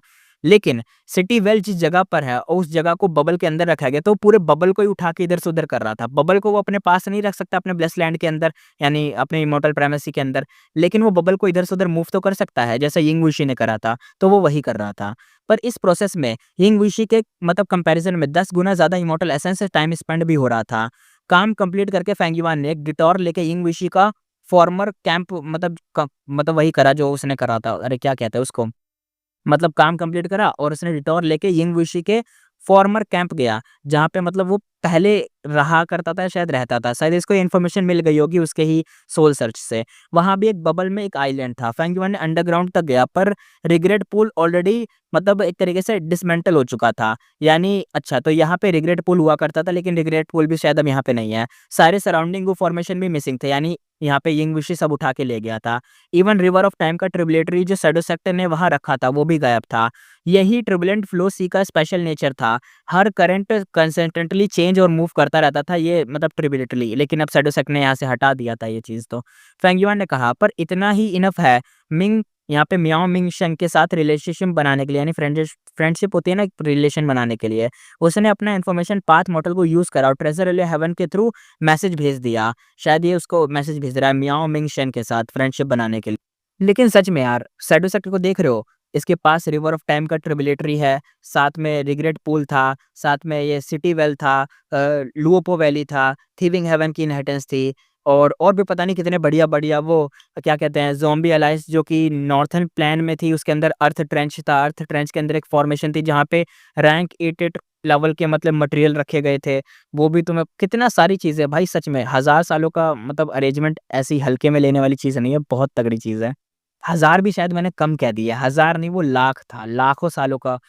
सही में कितना गंदा नुकसान हुआ होगा यार, कितना गुस्सा आया होगा सच में स्पेक्ट्रा सोल डीमन वनरेबल को, जब फेंगिवा ने उसकी बॉडी चुराई थी भाई, कसम से। इतना आगे जैसे-जैसे पता चल रहा है, इतना सच में उसे कितना गुस्सा आता होगा। इतने में तो बंदा अपना खून थूक-थूक के ही मर जाएगा, वो ब्लड स्प्लिट करके ही। और कुछ दिनों बाद शायद उसने मतलब मैसेज-वैसेज भेज दिया था, तो हुआ डी उसकी ग्रुप की बंदी है ना, मियाओमिंग था या कुछ ऐसे ही नाम है, उसके साथ की बंदी, तो वही थी उसके ग्रुप की बंदी, वो आई, उसका वेट करा था। हुआ डी आई, कहती है हाँ, रिवर ऑफ टाइम का ट्रेस है और बिल्कुल रिसेंटली मिला है। वो बहुत हैप्पी थी और ट्रिबुलेटरी लोकेट कर सकती थी। हुआ डी कहती है चूइंग, तुम कमाल कर दिया तुमने, हम डिकेड से सर्च कर रहे थे, तुमने फाइंड कर लिया। फेंगयुआन कहता है तुम लोग ट्रैक करो, मुझे कोई मतलब कंपनसेशन नहीं चाहिए, फ्यूचर में शायद लॉर्ड मियाओ मिंग शेंग की हेल्प लगेगी। वो बड़ी इम्प्रेस्ड हो गई और वार्न भी किया, केयरफुल रहना, डिंग क्यूआई और जाओ ली और टांग सोंग बैटल में इन्वॉल्व हैं, अगर मिले तो अवॉइड कर देना, उनसे बच के रहना तुम। वो लोग को मैंने बता दिया, तुम लोग तुम्हें। तो फेंगयुआन ने कहा फेरी याद रखूंगा थैंक्स। इसे क्या पता फेंगयुआन ने कब का उनको लपेट दिया भाई, उसे पता ही नहीं फेंगयुआन ने इन सबको ऑलरेडी किल कर चुका है। लेकिन ट्रबुलेंट फ्लो सी एरिया में गू इमोर्टल मिसिंग होते रहते हैं, तो इसलिए उन्हें ऐसा लग रहा होगा कि वो लोग मिसिंग थोड़ी ना है, वो लोग घूम रहे होंगे इधर, कहीं फेंगयुआन मिल गया तो कहीं लड़ाई ना हो जाए, इसलिए इसका काम तो वॉर्न करने का, तो उसने वॉर्न करा। हाफ मंथ लेटर फेंगयुआन लांग ब्लेसलैंड वापस आया। ईस्टर्न सी का मेन टारगेट अचीव नहीं हुआ था, पर उसके गेन्स मैसिव थे। अपने सीक्रेट रूम में वो सविनियर रिमोटल प्राइमेसी इंस्पेक्ट करता है। पहले जो खाली सा एकदम लैंड था, एकदम सब खाली-खाली सा, अब रिसोर्स से भरा हुआ था। ऑर्डिनरी ब्लेसलैंड से इतना मतलब सामान फिट नहीं होता था, पर सविनियर रिमोटल प्राइमेसी तो ह्यूज था। यहाँ जगह की कोई कमी नहीं है, बस सामानों की कमी पड़ जाती है यहाँ पे। मिनी नॉर्थर्न प्लेन्स आधा स्नो और आधा फ्रॉस्ट और आधा ग्रासलैंड में बना हुआ था। यहाँ पे फेंगयुआन ने अपने बीस्ट रखे थे, जैसे जायंट हॉर्न शीप और shark fin wolf. Mini western desert उसने जो बनाया था, उसमें already 11 airy fire dragon phantoms के मतलब वो नेस्ट या डेंस कुछ भी कह लो, नेस्ट डेंस एक ही बात होती है कि घर है। और टाइम रेट 60 गुना था। और डोंगफेंग ट्राइब के सुपर्ब रियरिंग मेथड से पैंथम बहुत फास्ट रिप्रोड्यूस कर रहे थे, यानी स्पीड में इनकी क्वांटिटी बढ़ रही थी। मिनी ईस्टर्न सी में आर्टिफिशियल लेक्स बनाकर उसने ड्रैगन फिश और बबल फिश और लिटरेचर कार्प ग्रुप्स डाले थे। मिनी सेंट्रल कॉन्टिनेंट में एक बड़ा फॉरेस्ट ऑफ मिरर विलोज का था, 100 ली तक फैला हुआ, जो हुई मटर बेसलैंड से रिलोकेट हुआ था। साथ ही एक अंडरग्राउंड ब्लड जी फॉरेस्ट भी था। मिनी साउथर्न बॉर्डर में सबसे फ्लरिशिंग मतलब ऐसा मान लो फ्लरिशिंग ओवरफ्लोइंग विद लाइफ था, यानी यहाँ पे ना एकदम पेड़ पौधे घास अच्छी वाली सॉइल, मतलब ये सबसे बढ़िया जगह थी। यहाँ हाई फैन के ग्रो टू हेवन के रिसोर्स सारे इधर ही शिफ्ट हुए थे। म्यूजिकल ट्रीज थे, टी स्ट्रीम्स थी, क्यूआई डेथ बर्ड ग्रुप्स थे और मोर देन 10 माउंटेन्स थे और टॉलेस्ट 5 लाइट माउंटेन भी था और इमॉर्टल सक्सेशन माउंटेन था। मोस्ट इंपॉर्टेंट रिसोर्स यहाँ ग्रेटफुल कह दिया मैंने, रिग्रेटफुल स्पाइडर्स का ग्रुप भी था और मल्टीपल टाइम्स यहाँ पे ग्रो भी हो रहा था। यानी ऐसा कह लो कि यहाँ पे सबसे ज़्यादा रिसोर्स थे, सबसे बढ़िया जगह भी थी, सबसे अच्छे रिसोर्स थे। यहाँ पे लग रहा था कि एकदम जिंदा जगह है ये, बहुत बढ़िया लग रहा था। ऊपर के 9 हेवंस में भी रिसोर्स थे, जैसे मिनी ऑरेंज हेवन में फ्लोइंग लाइट फ्रूट्स थे, मिनी येलो हेवन में गोल्ड फ्रेगमेंट रिवर का हिस्सा था। मिनी अजूरे हेवन में अजूरे फॉग और हेवनली क्रिस्टल स्टोरेज था। मिनी ब्लू हेवन में स्टार फ्रेगमेंट ग्रास और एरो बैम्बू फॉरेस्ट प्लस एक young desolate beast falling star hound था। मिनी पर्पल हेवन में एक अपर स्ट्रीम हेवनली ईगल का एग और हेवनली क्रिस्टल के फ्रेगमेंट थे। मिनी ब्लैक हेवन में वॉकिंग मीट ट्री था। और मिनी व्हाइट हेवन में 3 raiment heavenly dogs eagle hounds plus Overlord flowers थे। फेंगयुआन कहता है बस एक रिग्रेट है यार, एक रिग्रेट है, मैं सिटी वेल को अपने प्राइमेसी में रख नहीं पाया। वो सिटी वेल वही वाली जगह याद हो तो उसके माइंड में अभी भी सिटी वैली चल रहा था, क्योंकि यार वो भी बहुत बेहतरीन जगह है ना। ट्रबुलेंट फ्लो सी एरिया में वो डैमेज था, पर फेंगयुआन लैंड्सकेप एस बिफोर से उसे रिस्टोर भी कर सकता था। बिल्डिंग्स रिपेयर नहीं होती, पर mini school mountain definitely reform हो सकता था, यानी दोबारा बन सकता था। यही माउंटेन बैटल ऑफ ईथियान माउंटेन में फेरी लिशान के मरने के टाइम डिस्ट्रॉय हो गया था। अब फेंगयुआन उसे रिस्टोर करने के वे सोच रहा था कि कैसे इसे रिस्टोर किया जाए। फेंगयुआन सोचता है अगर सिटी वेल होता तो मैं लार्ज नंबर में वेरिएंट ह्यूमन को पाल पाता, लेकिन क्या बोलें, सिटी वेल अभी है नहीं। इमॉर्टल प्राइमेसी मैनेज करने के 3 स्टेजेस होते हैं। जैसे इनिशियल स्टेज, इमॉर्टल को खिलाने लायक रिसोर्स ग्रो कर दो, पहला। दूसरा, एक्स्ट्रा रिसोर्स डेवलप करके कल्टीवेशन और प्रॉफिट्स को अर्न करना, यानी सेल वेल वाला काम। थर्ड स्टेप ये था वेरिएंट ह्यूमन या ह्यूमंस को पालना, जो सबसे ज़्यादा फायदेमंद होता है, क्योंकि उनको बेचोगे तो ज़्यादा प्रॉफिट होता है। और उनको, जैसे अगर तुम्हारे पास हेरी मैन तो उनसे रिफाइनिंग करवा सकते हो, तो उसका भी सब बना लोगे और बेच भी सकते हो, मतलब फ़ायदा होता है तीसरे वाले में। फेंगयुआन का सवीनर इमॉर्टल प्राइमेसी अभी इनिशियल स्टेज में ही था, क्योंकि उसके कुछ इमॉर्टल गू जैसे एटीट्यूड गू और विजडम स्वॉर्ड गू फीड करना मुश्किल था। पर मिडल स्टेज में उसने ह्यूज अचीवमेंट किए थे, जैसे स्टार फ्रॉम ब्लेसलैंड, डोंगफेंग ट्राइब और हाइफेन का ग्रोटो हेवन, उसने मैसिव रिसोर्स वहाँ से गेन किए थे। और डांगुन माउंटेन का गट्स गू तो डेली का रेवेन्यू देता ही था। अभी वो वेरिएंट ह्यूमन नेचुरली रेस नहीं कर सकता था, स्लेव स्लेव बाय करके काम चलाना लॉस देता। ये लेसन वो हुई मोटर बेसलैंड में ऑलरेडी सीख चुका था। वो जो हेरी मैन उसने पाल के काम करा था ना, उसकी वजह से वो सीख चुका है ये लेसन। पर अगर सिटी वेल होता तो सिचुएशन अलग होती। ये एक आइसोलेटेड एनवायरनमेंट था जो ह्यूमन या वेरिएंट ह्यूमन को रेस करने के लिए परफेक्ट था। उसकी रिप्रोडक्शन और डेथ सिटी वेल को नरिश करती, यानी अगर वहाँ पे कोई मरता भी तो वो सिटी वेल को ही एब्जॉर्ब कर लेता उसमें और वही हो जाता बढ़ते आगे। मतलब फेंगयुआन डायरेक्टली अपर स्टेज में एंटर कर सकता था, अपना cultivation growth multiple time fast कर लेता। इंस्पेक्शंस के एंड में फेंगयुआन दोनों, मतलब थोड़ा-सा सैटिस्फाई भी था और अनसैटिस्फाई भी था। सैटिस्फाई इसलिए था क्योंकि दावमार्क मिले थे, स्पेशली अर्थपाथ वाले काफ़ी इम्प्रूव हुए थे। और अनसैटिस्फाई इसलिए था क्योंकि मिनी साउथर्न बॉर्डर के अलावा बाकी रीजन अभी भी खाली मतलब थे। और सवीनर रिमोटर प्राइमेसी काफ़ी ह्यूज था। फ्यूचर में रिसोर्स के बीच कॉन्फ्लिक्ट्स होने का रिस्क था, जैसे फास्ट ग्रोइंग प्लांट या फियर बीस्ट ग्रुप एक दूसरे से टकरा जाए ऐसा।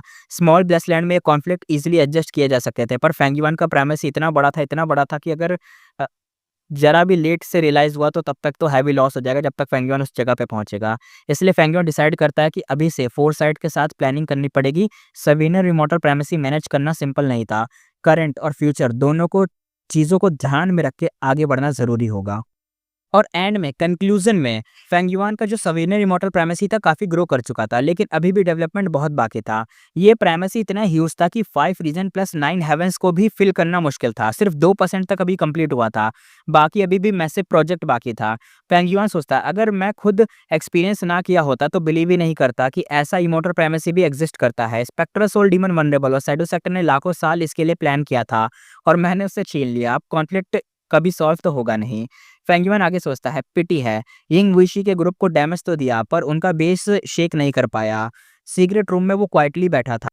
फिर उसने एक इमोर्टल किलर मूव एक्टिवेट करा, क्यूआई लक सेंसेशन। उसने फील हुआ कि लक बहुत ही बड़ा है और फिर से वैग्यू स्पॉट उसके सामने दिखने लगे, जैसे वेस्टर्न डिजर्ट। तेज धूप, गर्म हवा, लाइफ एंड डेथ चेज चल रही थी। बैंडिट्स चिल्लाए, रास्कल तू हमारा गू स्नैच करके भाग रहा है, गोल्ड गू छोड़ दे वरना तेरी स्किन लालटेन बना देंगे। और फ्रंट में हान ली भाग रहा था। उसका लक स्टेबल था और रैंक 3 लेवल तक कल्टीवेट कर चुका था, यानी इलीट था। प्रॉब्लम ये थी कि उसके पीछे 3 लोग पड़े हुए थे रैंक 3 के, बाकी एक रैंक 2 का इंजर्ड, रैंक 1-2 के इंजरीज में थे। और ब्लड लॉस के बावजूद हार्नली टाइट पकड़ के पॉलिश्ड गोल्ड गू को लेके भाग रहा था। हार्नली सोचता है मेरा एप्टीट्यूड लो है, सिर्फ एनकाउंटर्स पे ही लॉन्ग टर्म ग्रोथ पॉसिबल नहीं है। ये पॉलिश्ड गोल्ड गू मुझे बेटर फ्यूचर देगा। अभी लाइफ रिस्क करके स्ट्रांग बनने का चांस है। जबरदस्त पेन के बावजूद उसकी स्पीड स्लो नहीं हुई, उसकी आंखों में फायर थी। अब अगला सीन दिखाते हैं साउथर्न बॉर्डर का। एक ग्रीन माउंटेन के नीचे वाटर फ्लो हो रहा था। ये फैन का बॉडी डबल साइज का हो गया था। ये बंदे का नाम है ये फैन। ये फैन का बॉडी डबल साइज का हो गया था। मसल से एकदम मल्टी कलर्ड लाइट्स निकल रही थी। अपोनेंट शॉक में था। जब ये फैन ने दोनों फिस्ट से अटैक करा और पूरा बैटलफील्ड हिल गया। एनिमी पीछे हट गए। लीडर यहाँ पे जो था ब्लड मुंह से थूकते हुए कहता है, शांग क्लैन का ये फैन, तुम्हारी रेपुटेशन सही है। हम 18 सन्स ऑफ वाइन विलेज हैं। हम हार गए। बाकी सब ग्राउंड पे पड़े हैं, फाइट करने लायक नहीं। ये फैन कामली बोला, रूल के हिसाब से अब तुम्हारा ग्रुप इस माउंटेन पर कभी स्टेप नहीं रखेगा। अब ये शांग क्लैन की टेरिटरी है। लीडर कहता है, ठीक है, हम लोग लोन कल्टीवेटर हैं पर हार एक्सेप्ट करते हैं। लेकिन याद रखो, ये तो सिर्फ एक थर्ड हर्डल है। आगे दो और आगे आएंगे, यानी मेरे बाद अभी 2 लोग और आएंगे या 2 मुश्किलें और आएंगी तुम्हारे पास, वो बड़े ऑब्स्टिकल हैं। ये फैन कहता है, मुझे पता है, अगले राउंड में अपोनेंट्स तुमसे भी ज़्यादा स्ट्रांग होंगे। लीडर वार्न करते हुए कहता है, और सुनो, अब ऑब्स्टिकल चेंज हो गए हैं। रिसेंटली व्हाइट डीमन आई है और दोनों राउंड्स के लोन कल्टीवेटर को डिफीट करके उनको अपने अंडर ले लिया है। अगर तुम एक दिन लेट हुए, यानी एक भी दिन लेट हुए, तो व्हाइट डीमन के अंडर चले जाओगे। मतलब अगर एक से भी हार गए, सिंपल सी बात हुए, तो वही बात है। व्हाइट डीमन ये तो अपनी बाय नेमिंग है ना, white demon. Black demon, white demon, 2 demons Fengyuan को कहते थे, है ना, वही है। तो ये फैन की आइज शाइन हुई। वो कहता है, व्हाइट डीमन मतलब ब्लैक एंड व्हाइट डीमंस, यानी फेंगयुआन की बात कर रहा है ये। बाय नेमिंग और फेंगयुआन को व्हाइट डीमन ही कहते थे, तो वही बात है। आगे देखते हैं। लीडर बोला, अगर वो व्हाइट डीमन जैसी फेमस डेमोनिक कल्टीवेटर ना होती तो लोन कल्टीवेटर कभी सबमिट नहीं करते। उसकी स्ट्रेंथ भाई समझने से बाहर है, भाई समझ से बाहर है। तुम्हें सीरियसली सोचना चाहिए उसके बारे में। ये फैन के दिमाग में शांग सिंसी और हेतु की इमेज आई। हेतु अपना फेंगयुआन हुआ करता था, कभी इस नाम की आइडेंटिटी यूज करी थी। और शांग सिंसी को तो हम जानते हैं। उसने फॉर्मली बोला, नो मैं जाऊंगा। अब दिखा देते हैं सेंट्रल कॉन्टिनेंट में एक केव में होंग ही का चेस चल रहा था। होंग ही के पीछे लोग पड़े थे, उसके कपड़े फटे हुए थे। वो एकदम ओबीस फीमेल गू मास्टर हंसकर बोली यहाँ पे, स्वीट हार्ट अब बच नहीं पाओगे, मेरे हाथों आ गए हो, अब सबमिट कर दो, हा हा हा हा। फिर होंग ही के कपड़े पूरे उतार दिए और उसको एकदम भाई जंप करवा दिया। होंग ही चीखा, नो। डेस्परेशन में उसने अपने मतलब अपना सील तोड़ दिया और फीमेल को पुश करके पीछे हटा। फीमेल शॉक में कहते, इम्पॉसिबल, तूने मेरा बनाया सील कैसे तोड़ा? तब एक मिनी मैन गो मास्टर होंगी के शोल्डर से अपीयर हुआ। मैं यहाँ हूँ। होंगी ऑलमोस्ट रो दिया, फाइनली तुम आ गए। मिनी मैन बोला, चीज मिल गई है, अब चलते हैं। फीमेल का फेस ट्विस्ट हो गया। सो दैट्स इट, तुम दोनों मेरी एसटीसी वाटर चुराने आए थे क्या? ये फैन हान ली और होंगी फेंगयुआन उनके एक्सपीरियंस डायरेक्टली नहीं देख रहा था, मतलब एक जो भी एक्सपीरियंस है ना, डायरेक्टली नहीं देख रहा था, पर क्यूआई लक सेंसेशन से उनका जो लोकेशन है और पोजीशन है वो सेंस कर पा रहा था। और हमें तो पता चल जाएगा ना, क्योंकि हम तो स्टोरी पढ़ रहे हैं, तो हमें पता है वो कौन है। फेंगयुआन को थोड़ी ना पता है। ये जो लक कनेक्ट वाला है ना, मतलब आपस में लक को कनेक्ट कर देगा, इसका इफेक्ट था जो अक्रॉस 5 रीजन पे भी काम करता था। लेकिन हाई लॉलन और यिंग विशी बिल्कुल ट्रेस नहीं हो रहे थे। फेंगयुआन एक तरीके से कंक्लूड करता है कि यिंग विशी के पास अपना लक कंसील करने का मेथड है। उसका मैच्योर माइंड अब मुझे और भी ज़्यादा प्रॉब्लमेटिक लग रहा है। इमॉर्टल गू से भी ज़्यादा डेंजरस उसका दिमाग है। फेंगयुआन सोचता है, दूसरी साइड अगर मेरी क्यूआई लक सेंसेशन को ब्लॉक कर रही है, तो मुझे भी कि इस किलर मूव को मतलब कम से यूज़ करना होगा, मतलब सही से यूज़ करना पड़ेगा। Green grape immortal essence waste ज़्यादा होता है अगर इसको मैं यूज़ करता हूँ। ईस्टर्न सी ट्रिप से गेंस तो मिले हैं, पर उसका इमॉर्टल एसेंस स्टॉक पाइल बहुत लो हो गया है। यानी जब उसने गेंस लिए, इतना कुछ फ़ायदा उठाया ईस्टर्नसी से, वहाँ पे उसने ज़्यादा green grape immortal essence use कर लिया। इसकी वजह से उसका जो स्टॉक था कम हो गया। उसका आइडियल प्लान ये था कि यिंग विशी को ट्रैक करके किल कर दे, पर सिचुएशन ने इस चीज़ को अलाउ ही नहीं करा। सीन कुछ और ही हो गया वहाँ पे। फेंगयुआन आगे कहता है, हाई फैन की ट्रू इनहेरिटेंस एक ही थी, पर शैडोसेट के रेमेंट फोर्सेस 5 रीजन में हैं। इस ट्रिप में यिंग विशी बच गया। अगली बार शायद वो मुझसे काफ़ी ज़्यादा स्ट्रांग होगा। शैडोसेट के पास रिसोर्स की कमी नहीं है और कम से कम 4 गो इमॉर्टल्स उनकी साइड हैं। मुझे बस अपना डेवलपमेंट मैक्स करना होगा ताकि अगले एनकाउंटर में पीछे ना रह जाऊं। ये सोचकर फेंगयुआन ने प्रिस्क्रिवेबल दाओ इमॉर्टल को निकाला। अब ये फुली हेल्दी था क्योंकि अब ये चमक भी रहा था। शायद इसने मतलब फेंगयुआन ने इसको खिला पिला दिया था, लेकिन ये करता क्या ये नहीं पता अभी तक। और इसी के साथ एपिसोड करते हैं खत्म, फिर मिलेंगे नेक्स्ट एपिसोड में।